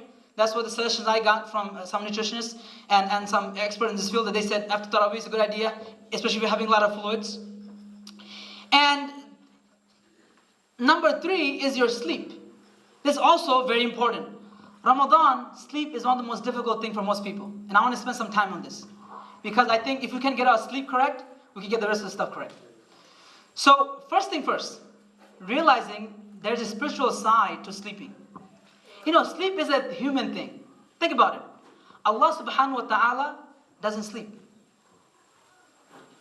Allahu la ilaha illa huwa al-hayyul qayyum, la ta'khudhuhu sinatun wa la nawm, lahu ma fi as-samawati wa ma fi al-ard, man zal ladhi yashfa'u 'indahu illa bi-idhnih. Allah subhanahu wa ta'ala doesn't have slumber, nor does he sleep. Musa alayhi salam said to Allah, Ya Allah, how come you don't sleep? He said, go hold the bucket of water and stand there. So Musa is holding a bucket of water, 2 hours, 8 hours, and then he drops the water. He knocks out and drops the water. He said, that's why. I'm the Lord of the heavens and the earth. Allah doesn't need sleep. Sleep is a human weakness and a blessing. It's a blessing from Allah. Because Allah subhanahu wa ta'ala actually called it a blessing. He said, وَمِنْ آيَاتِهِ مَنَامُكُمْ بِاللَّيْلِ وَالنَّهَارِ وَابْتِغَاؤُكُمْ مِنْ فَضْلِهِ. Allah says that among His signs is you sleep by the night, and by the day you seek His bounty. Sleep is a blessing from Allah. But Ramadan, sleep is difficult. So first thing we want to understand is the sleep cycle. How does your sleep work? You go through 5 stages of sleep. When you go to sleep at night, there are 5 stages, okay? So, you got 1, 2, 3, 4, 5. There are 5 stages of sleep. The first stage is the stage between your conscious and unconscious. You're like, what? And you're about to go to sleep. You see half reality and then you half knock out. That's the first stage. In that stage of your sleep, it's a very light sleep. At that time, you can get the sense of falling down. That happens in that first stage. And you have non-rapid eye movement. So we'll talk about rapid eye, that's number 5. But that's stage number 1. It takes about 5 to 15 minutes. That's the first cycle. 5 to 15 minutes. The second cycle is now light sleep. Your body temperature drops. Your heart rate slows down. This stage number 2 is also between 5 and 15 minutes. Stage number 3 and 4 is the actual nourishing sleep that you need. 3 and 4. That takes also about 5 to 15 minutes. That's when you have slow delta waves in your brain that you're sleeping. It's lightly deeper. Your body repairs itself in the stage 3 and 4. Stage 5 is the last stage and is the longest stage. It's called the REM sleep, rapid eye movement. That's when you are dreaming. And your brain activity is similar to a waking brain. So if I looked at your brain in MRIs, fMRI, activity in your brain would be same as you are when you're alert and awake. So you're asleep, but your mind is awake. That's when you dream actually. And this stage start off as 10 minutes, then it becomes almost an hour. As you're going throughout the night, so at first you need a lot of these, right? So your first cycle, a second cycle, and this whole cycle takes about an hour and 30 minutes. So you go through this cycle throughout the night, back and forth, back and forth. That's why sometimes when you wake up in the morning and you only had 3 hours of sleep, you feel alert and awake and good. And sometimes you slept for 8 hours and you feel really bad because you woke up in the middle of your cycle. Your body was already deep inside. It's like stage 4 in Inception, right? You're really deep inside and it will wake you up and you get startled. And so what we want to do this Ramadan is that you have to accept the fact that this Ramadan, because of suhoor, because Taraweeh, you will not be able to get your full 6 hours straight like that. You have to accommodate, but you do it in chunks. Maybe you have to get 3 of these at night and 1 of this after work. You have to figure out your schedule, what works for you. But you have to do it in cycles. So hour and 30 minutes cycles. So what that means is, if you're going to sleep, sleep for hour and 30 minutes. If you're going to sleep, sleep for 3 hours. If you're going to sleep, sleep for 4.5. Do you understand what I'm trying to say? You have to sleep in cycles. That's when you wake up at the end of a cycle, you'll feel relaxed and good and alert. That's the formula. And if you want to know a website, it's called sleepytime.com, and you can actually calculate your sleep time. Right? Now, for some people, it's actually hour and 20 minutes. For some people, it's like hour and 40 minutes. Depends on your body. But you don't have time to experiment in Ramadan. Just go with 1:30. Because 1:30 means you're going to be somewhere here. And it's a great time to wake up. Okay? You don't want to wake up here. You don't want to wake up there. So, realizing in Ramadan, you want to manage your sleep that way. Number 2, you have to have proper shutdown. Most people are disturbed with their sleep because they're sleeping with the phone on. I don't care, you have that night color option in iPhone, it doesn't help. Because your brain is wired. It's like it's like a forced shutdown. Like you have all these windows open in your computer. You're trying to close the window, goes, windows are open, can't close, can't shut down. Close programs first. You look at the task manager. Right? You have way too many tasks open in your brain. You can't shut down. You have to properly shut down. So if you're going to sleep, you take 15 minutes to make wudu. Clear your mind, write things you have to do for tomorrow. Leave it to the side. Don't use your phone for that 15 minutes. Lower the room lights. That's why if you're going to sleep, half an hour before sleep, dim your lights in the house. And you get ready for sleep. Your body will make it slowly. Don't use any electronics that's going to come. You should never, ever, from today on, let go of this, having phone in your bed. I know every single one of us does do this, but let go of this altogether. It's really bad for your sleep. And so finish up with your text, finish up with your stuff, leave on the side, give it 15 minutes, and then start. And make wudu, pray 2 rakat salat. This is from a spiritual perspective, and you will see you will have fresh, refreshing, beautiful sleep. Second, and now some of you are night owls, and I want to address that as well. Everybody's body cycle is different. Some of you feel real energetic at 12 o'clock at night, right? Now it could be because you build a habit, right? Because you're too used to doing it, and but even for you, even getting one cycle in before suhoor is a good idea. Even if you're a night owl, at least after Taraweeh, just get hour and a half in, and then you will be up and do whatever. That's fine, but at least get a little bit in. It's good for your health. Because Allah says He blessed the night for sleep, not morning. But a lot of us, with our schedules and things we do, we end up doing a lot of night outs. But, especially if you're a college student. But make sure that you get hour and a half in between. Now, the other thing that you want to make sure you want to master this Ramadan is naps. Something that is a forgotten art. And some of you do it very well, but it's a forgotten art of napping. Now, there are different types of naps. There is a 10-minute nap, 10 to 20 minutes. There's a 30-minute nap and a 60-minute nap. If you do a 10 to 20-minute nap, is the most useful nap. 10-20, because in the 10-20 minutes, you're going to be more alert, more energy. And because you're just going to be in this area of your sleep cycle. It's great. You will get a little bit in, get some restoring effect, and you wake up. If you sleep for 30 minutes now, it's problematic, because now you're hitting in the middle of your sleep cycle. That's why if you sleep for more than 20, if you take a nap, and the nap turns into 30 minutes and you wake up, you're going to feel like crap. That's because you're in the middle of a cycle. But at 60 minutes, even worse, because you're almost end of your 4. So naps should be no more than 20 minutes naps. And it takes practice. Some people say, I can't nap. When I knock out, I knock out. That's true, because you're not used to it. It takes practice.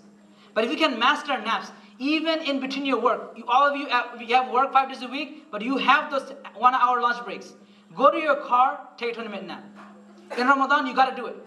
In Ramadan, you got to do it. That's how you keep energy going in Ramadan. And it's actually sunnah to take naps. Make sure you don't nap after Maghrib. After food, you're going to feel like napping, but guess what? You're going to miss Taraweeh. Do not nap after Maghrib. After napping after Asr is also not the sunnah. It's sunnah to nap before the Dhuhr, after the Dhuhr. It's also sunnah to nap, this is hard by the way, to nap between the adhan of Fajr and Iqamah of Fajr. It's actually sunnah to nap. But with our masjid schedules, you really can't do that. You have to know yourself. Okay, I'm just throwing out tips out there. Alright? You have to know yourself. So with that, I want to open the floor for this first section now, and we're going to do this for all the sections. Anyone have any? I just threw away my gems and tips that I have received over the years from different people, and I collected into one piece. So I threw a lot at you. Now you're going to be taking that stuff and putting it into your plan. But I want to throw it out there. Anyone have any other tips or things you want to share? You can share it in your groups. Okay, other tips that you have. Okay. So with that, what I want to do, inshallah, is I want you to list now take a fresh piece of paper. Now we get to work. We get busy now. Take a piece of paper. What are 3 things when it comes to your body you want to do this Ramadan? 3 things. I give you a list of 25. But I want you to, this Ramadan, only do 3. You understand me? Look, you want to add a little more, that's up to you later. But for today, I'm telling you, only 3. 3 biggest ones that you feel like it will be good for you. Okay? I give you a whole list. Which category did you say? Body. In the category of body. So when it comes to your food, your exercise, your sleep, I want you to pick 3 things from all these tips and gems and ideas that you have embraced in your system. I want you to pick 3 of them and say, these 3, I'm going to stick to it like glue this Ramadan. Maybe for me, it's about cutting my food in half. That's what I'm going to stick to this Ramadan.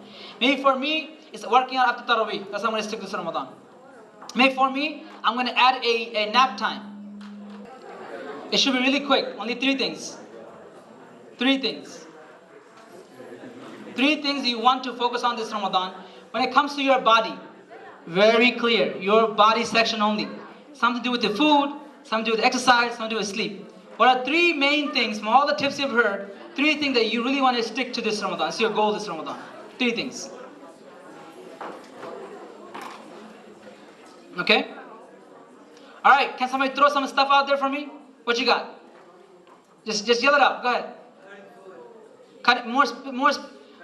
Wait a minute. Make sure you're following this. Those three things have to be Ramadan.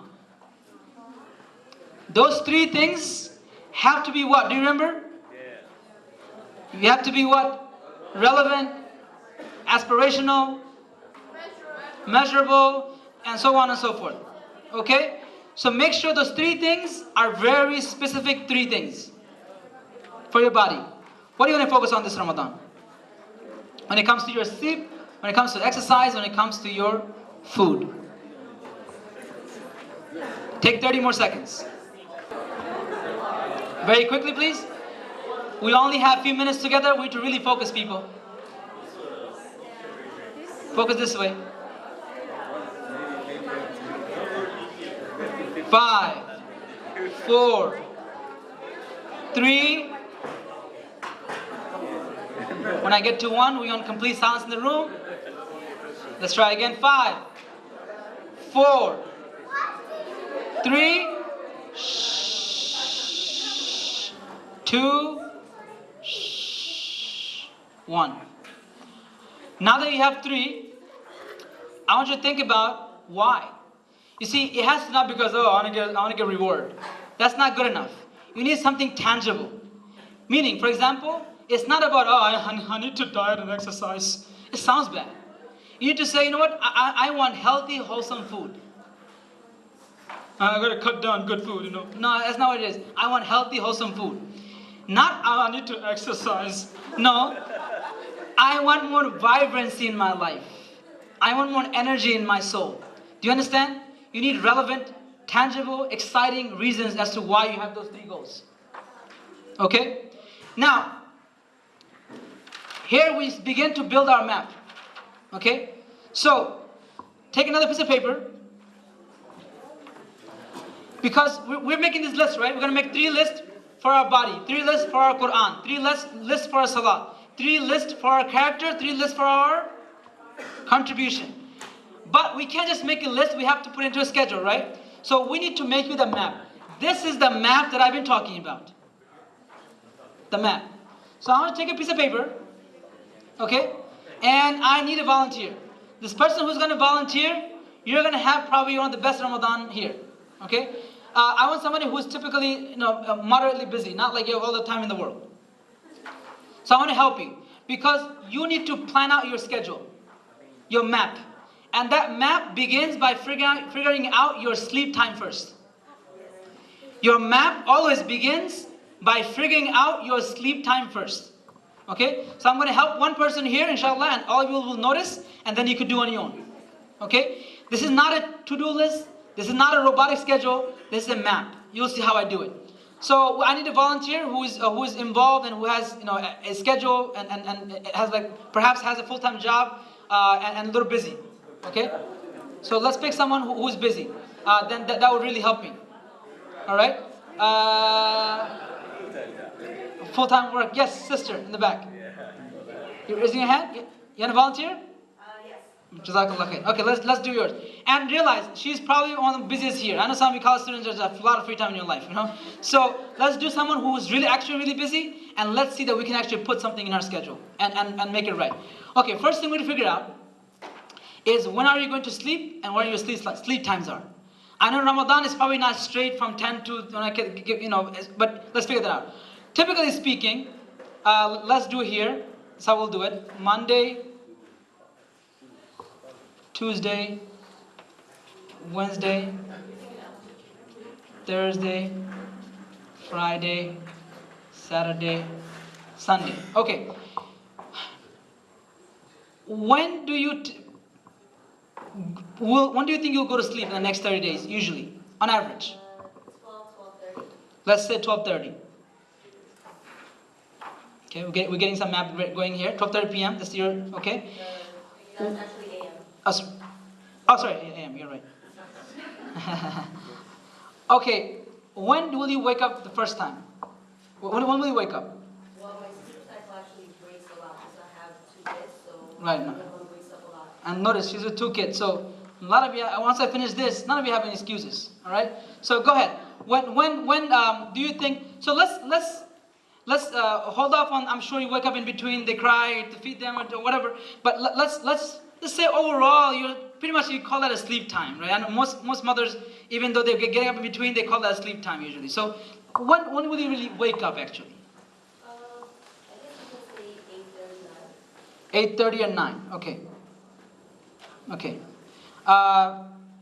So for Ramadan, do you guys wake up as a family for suhoor, or what do you guys do?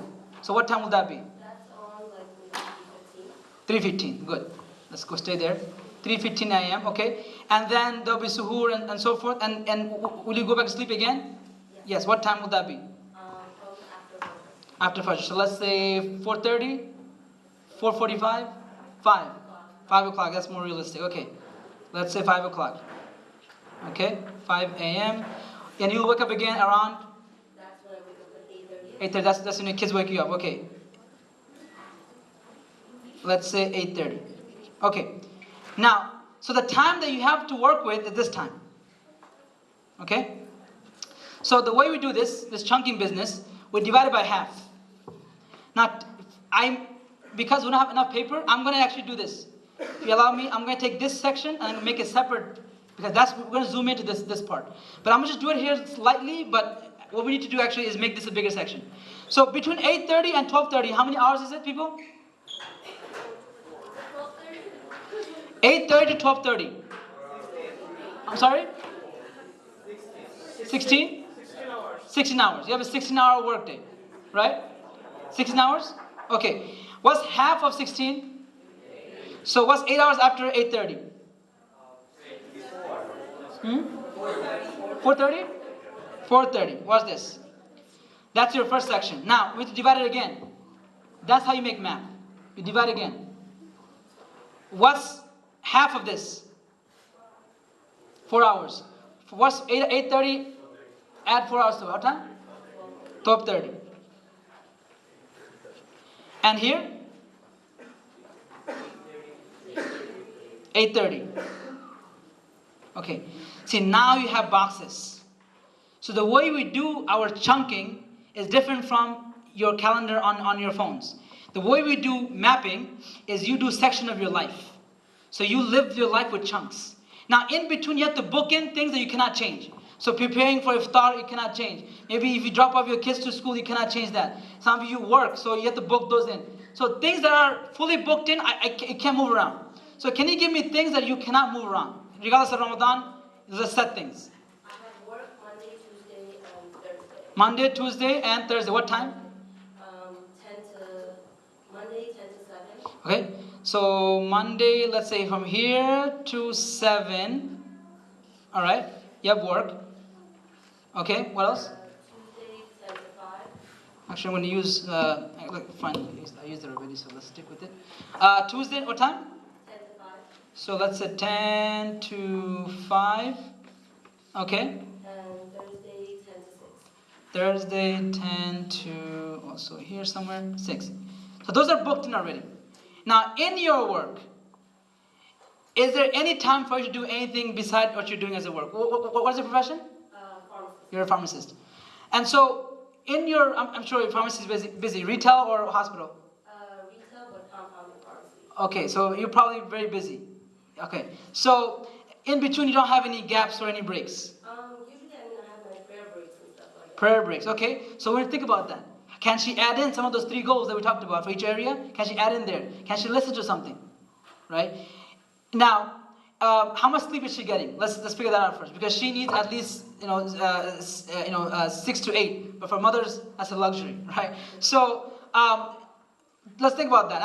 And it's already broken up sleeps, because the kids are sometimes turning around and hitting on the face, but whatever. Regardless, and so 3:15 to 5. How much sleep is she getting? She's getting up what time she said? From 12:30 to 3:15. How much sleep is that?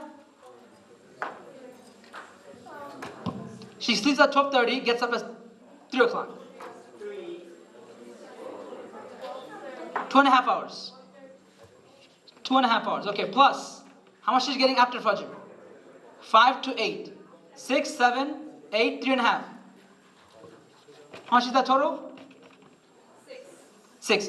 She's getting barely 6. I mean, I'm sure it's more like 4.5 because of the in between distractions. But let's say 6. Okay. Now she probably. Are you still tired after this sleep? You're probably tired. Is there any possibility? I mean, I'm sure we probably can find some napping time here, right? Does just kids? How old are your kids? 3.5 and 18 months. So 18 months definitely is napping throughout the day. 3-year-old also, he or she has nap time. Sometimes she doesn't. Okay. And some parents don't like the nap time because then they stay up too late, so they get them tired and then let them knock out, right?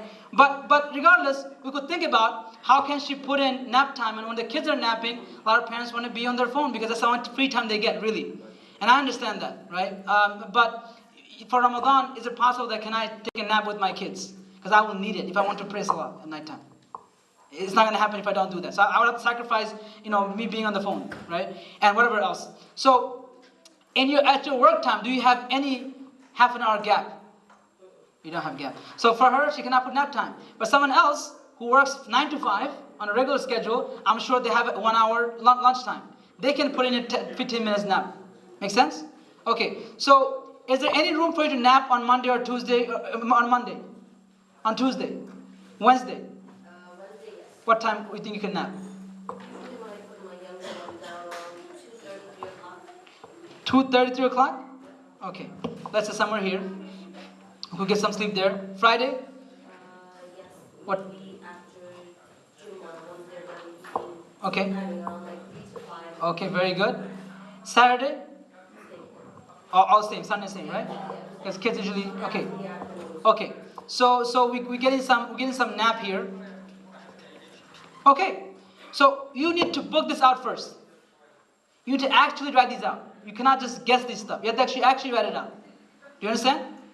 So I'm showing you this, and we did it together with the sister here, but you need to do it on your own.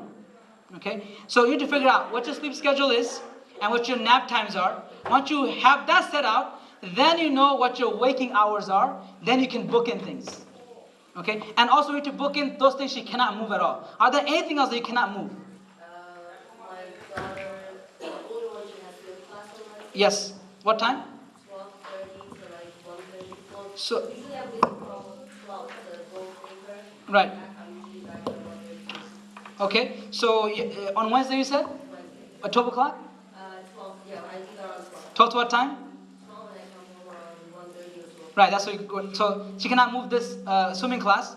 Anything else you cannot move? Any appointment type, anything set? Okay, great. So that's very nice. So these things she cannot move.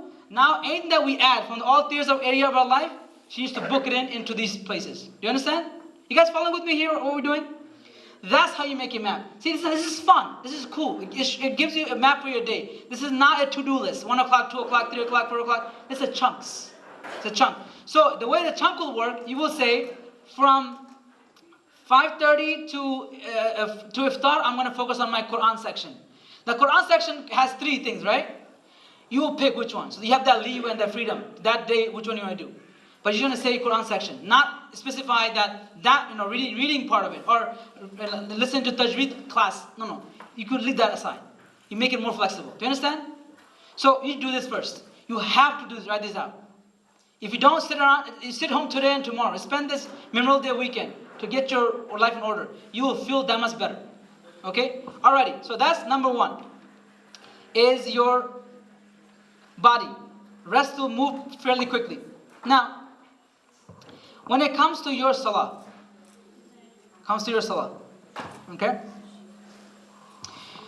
We often think that, that there are a few things in salah we want to focus on. And again, these are my tips. You have to have yours. And I'm sure other people have more. These are my things that I've come together, but you have yours. Number 1 is your 5 daily prayers. Okay? So we often think that Ramadan means we have to do something fancy. Right? But get your 5 regular first. You can ask your boss for an extra shift. You don't show up to your regular shift. You can be like, Mohammad, I didn't see you on Monday. Oh, I took off. John, I just took off. But can I get the weekend? I don't work the weekend. But you're not coming for your regular shift. No, I don't like the regular shift. Let me get the bonus ones. Let me get the extras. You give 1.5, right, per hour? You get the extra 1.5? You can't. You got to do your 5 daily first. And also, sometimes we have an idea that praying 5 times, you must be a hujur or like imam. Let me tell you, 5 daily prayers is a basic for being a Muslim. Let me repeat that. 5 daily prayers is basic for being a Muslim. As a matter of fact, Imam Ahmad has a very strong opinion that, all the scholars agree, someone who thinks Salah is not part of Islam, definitely they're not Muslim. Imam Ahmad goes as far as to say, someone who intentionally misses the 5 daily Salah, he puts them in the category of kafir. I'm telling you, most scholars don't agree with this. I'm just sharing with you how serious this is. So your 5 daily Salah. And, if you cannot pray because you're in menses and so forth, improve your learning of Salah. Take that time to learn about Salah, memorize the adhkar. Some of you sitting here, you've been come to masjid and you still done your at-tahiyyat correctly. You still don't know at-tahiyyat salawat. You don't know it. Memorize it. These are basic things you need to memorize. And listen to a lecture on khushu. Take some time out. Listen to a lecture on khushu. Make fresh wudu when you are, for every salah. Make it a goal maybe this Ramadan. That every salah, I'm going to make a fresh wudu. Make a new goal. Being pure is very, very, very important. Ibn Khuzaymah, has a hadith that the maximum torment, the biggest punishment in the grave is for someone who had urine on their clothes. How many young brothers, especially I know, you tell them, pray, I'm kind of dirty, I can't make them dirty. You walk around like that, with urine, is one of the worst punishment in graveyard. Or the worst. One of the main reason people will be in hellfire, as comes in a hadith, is because they, in the punishment in the grave rather, is because of urine and not taking care of your cleanness. So make it a goal to make one of the goal could be, I'm going to keep my wudu 24/7 this Ramadan. Now it's not because you're one of those who are constipated, not because of that, but you're going to actually, like Bilal radiallahu anh, who Rasulullah said, Bilal, after Fajr he said, Bilal, I heard your footsteps in Jannah before me. What do you do? He said, Ya Allah, Rasulullah, I don't do much, but I keep my wudu, and whenever I break my wudu, I make it fresh wudu and I pray 2 rakas salah and nafal, and that's how I live my life. Maybe have a goal. This Ramadan I'm going to keep my wudu all the time. And think about it. You want to die being in a state of wudu. That'd be something beautiful. So you keep your wudu all the time. Dress for prayer. Actually dress up for, make it an event. Read Quran before it. Learn and add extra adhkar, right? Make 5 daily salah, one of your priority. Now also, this Ramadan, add extra like your sunnah. Most of you skip your sunnahs. But add them to your salah. Add stuff like ishraq, things we pray after sunrise, and awabin after maghrib. Add stuff to your salah. Okay? And for your tarawih and your qiyam, there's 2 extremes when it comes to tarawih. You have one people who think tarawih is like fard, and you have another group who thinks tarawih is sunnah. Who cares? Both are problematic. So if you are come to tarawih and you are missing fajr, you got your priorities all wrong. You praying tarawih in the masjid, but you miss fajr in the masjid. You have your priorities all wrong. Tarawih is a bonus. 5 days salah is a must. And so at the same time, don't be one of those who, you say, no, sunnah. So you pray 8 rakah and you get outside, but you're still chilling outside. So why don't you just pray? Oh no, sunnah. But you go outside and you're chilling anyways. Or you're grabbing food in Astoria. Why are you doing that? You might as well just pray your salah. And so, young people especially, I have uncles in the front row praying 20 rakah. Young people, as if they didn't do their leg workout, they go, I'm tired, I'm on my leg, I can't. Right? It's not your leg, it's your soul. And so, qiyam is better to make at home. That's true. You're right. It's sunnah to being at home. But if you're going to be home and just be on your phone and watching YouTube, then no, it's not better for you. Whole families will help each other. Avoid friends who skip the masjid. Drop those people who take the L. Don't even go next to them. In Ramadan, those people who want to say, oh, forget it, man, let's not go to masjid today. We'll go tomorrow. Avoid those people. Avoid them. And just because the auntie judges you in the masjid doesn't mean you start coming to the masjid. Well, I tried going to Tarawih. I want to do it, but the aunties, they give me this death stares. You know, I even read on Facebook, somebody said, I'm boycotting Hajj because of the Saudis. You know how stupid you sound when you say that? I'm boycotting Hajj? Really? What do you mean you're boycotting Hajj? What does that even mean? I'm just a social activist. I'm going to boycott Hajj. Really? That's not how you look at things. Even if aunties are doing whatever, you show up because you want your reward. That's important. And find other masjids that are more accommodating. And of course, establish the prayer. Pick up people to bring to the masjid. Encourage your family. You know, have the kids make adhan in the house during time of Maghrib. You know, set prayer time in the house. Even if you're far from the masjid, some of you are watching on live stream, you're far from the masjid, set prayer time for your house. Teach a convert how to pray. Establish their prayer. You know, come to the masjid early, brothers, and make adhan. On Yawm al-Qiyamah, your next will be long, and people will know that it's the muadhin. So do that. Give candies to the kids who come to pray. Encourage them. So I want you to now take a moment for your area of salah. What are 3 things that you want to do this Ramadan? Now, area number 2, your salah. What are 3 things?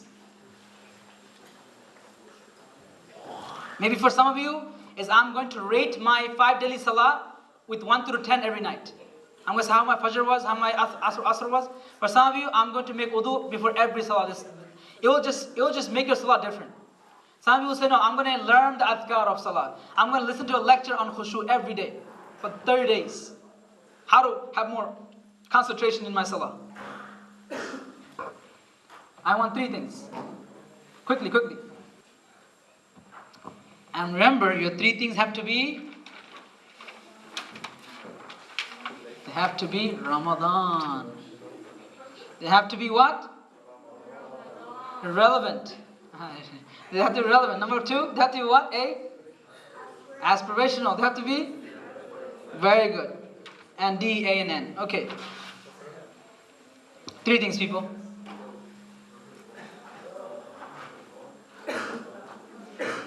Three things. Okay. Very quickly.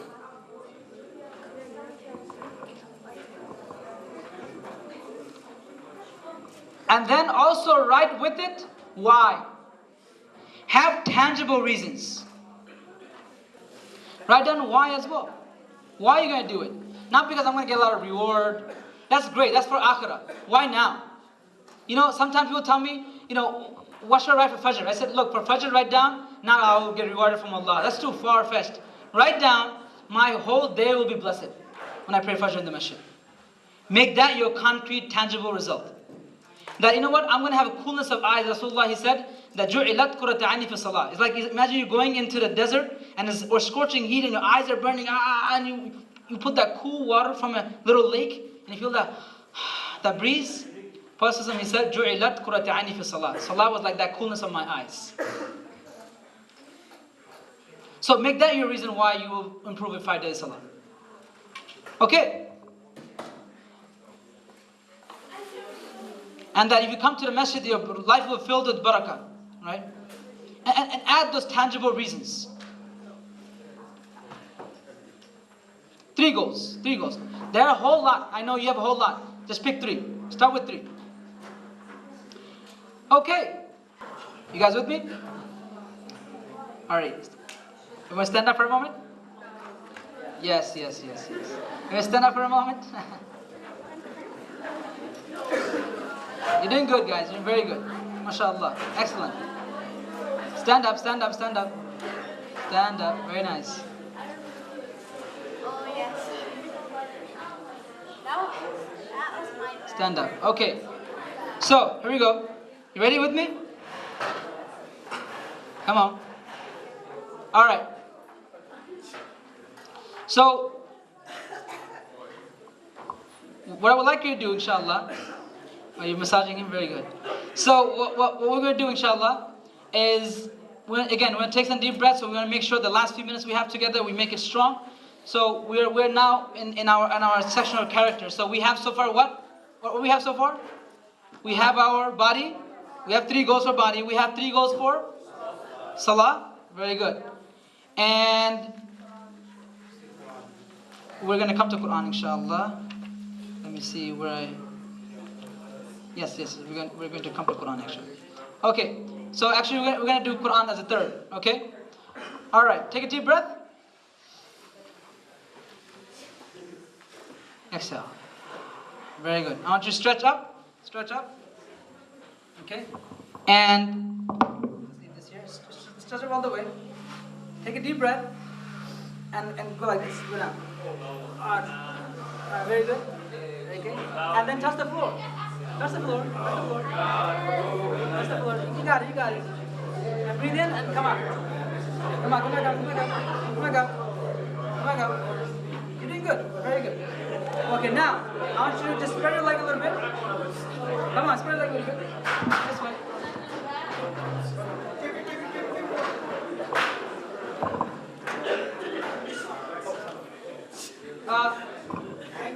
No problem. So I want you to just, okay, make space. All right, here we go. And put your hands together like this. Very simple. Just bring it to the side. Come on. Very good. Take a deep breath. Exhale as you're coming out. Very good. One more time this way. I can't do it with my whole microphone thing. But okay. Alright, take a deep breath. Come out. Alrighty. Okay. Follow with me here. Inhale. Get this energy flowing. Exhale. You guys look very energetic. MashaAllah. Have a seat. ITV, Call of Peace, Save Humanity.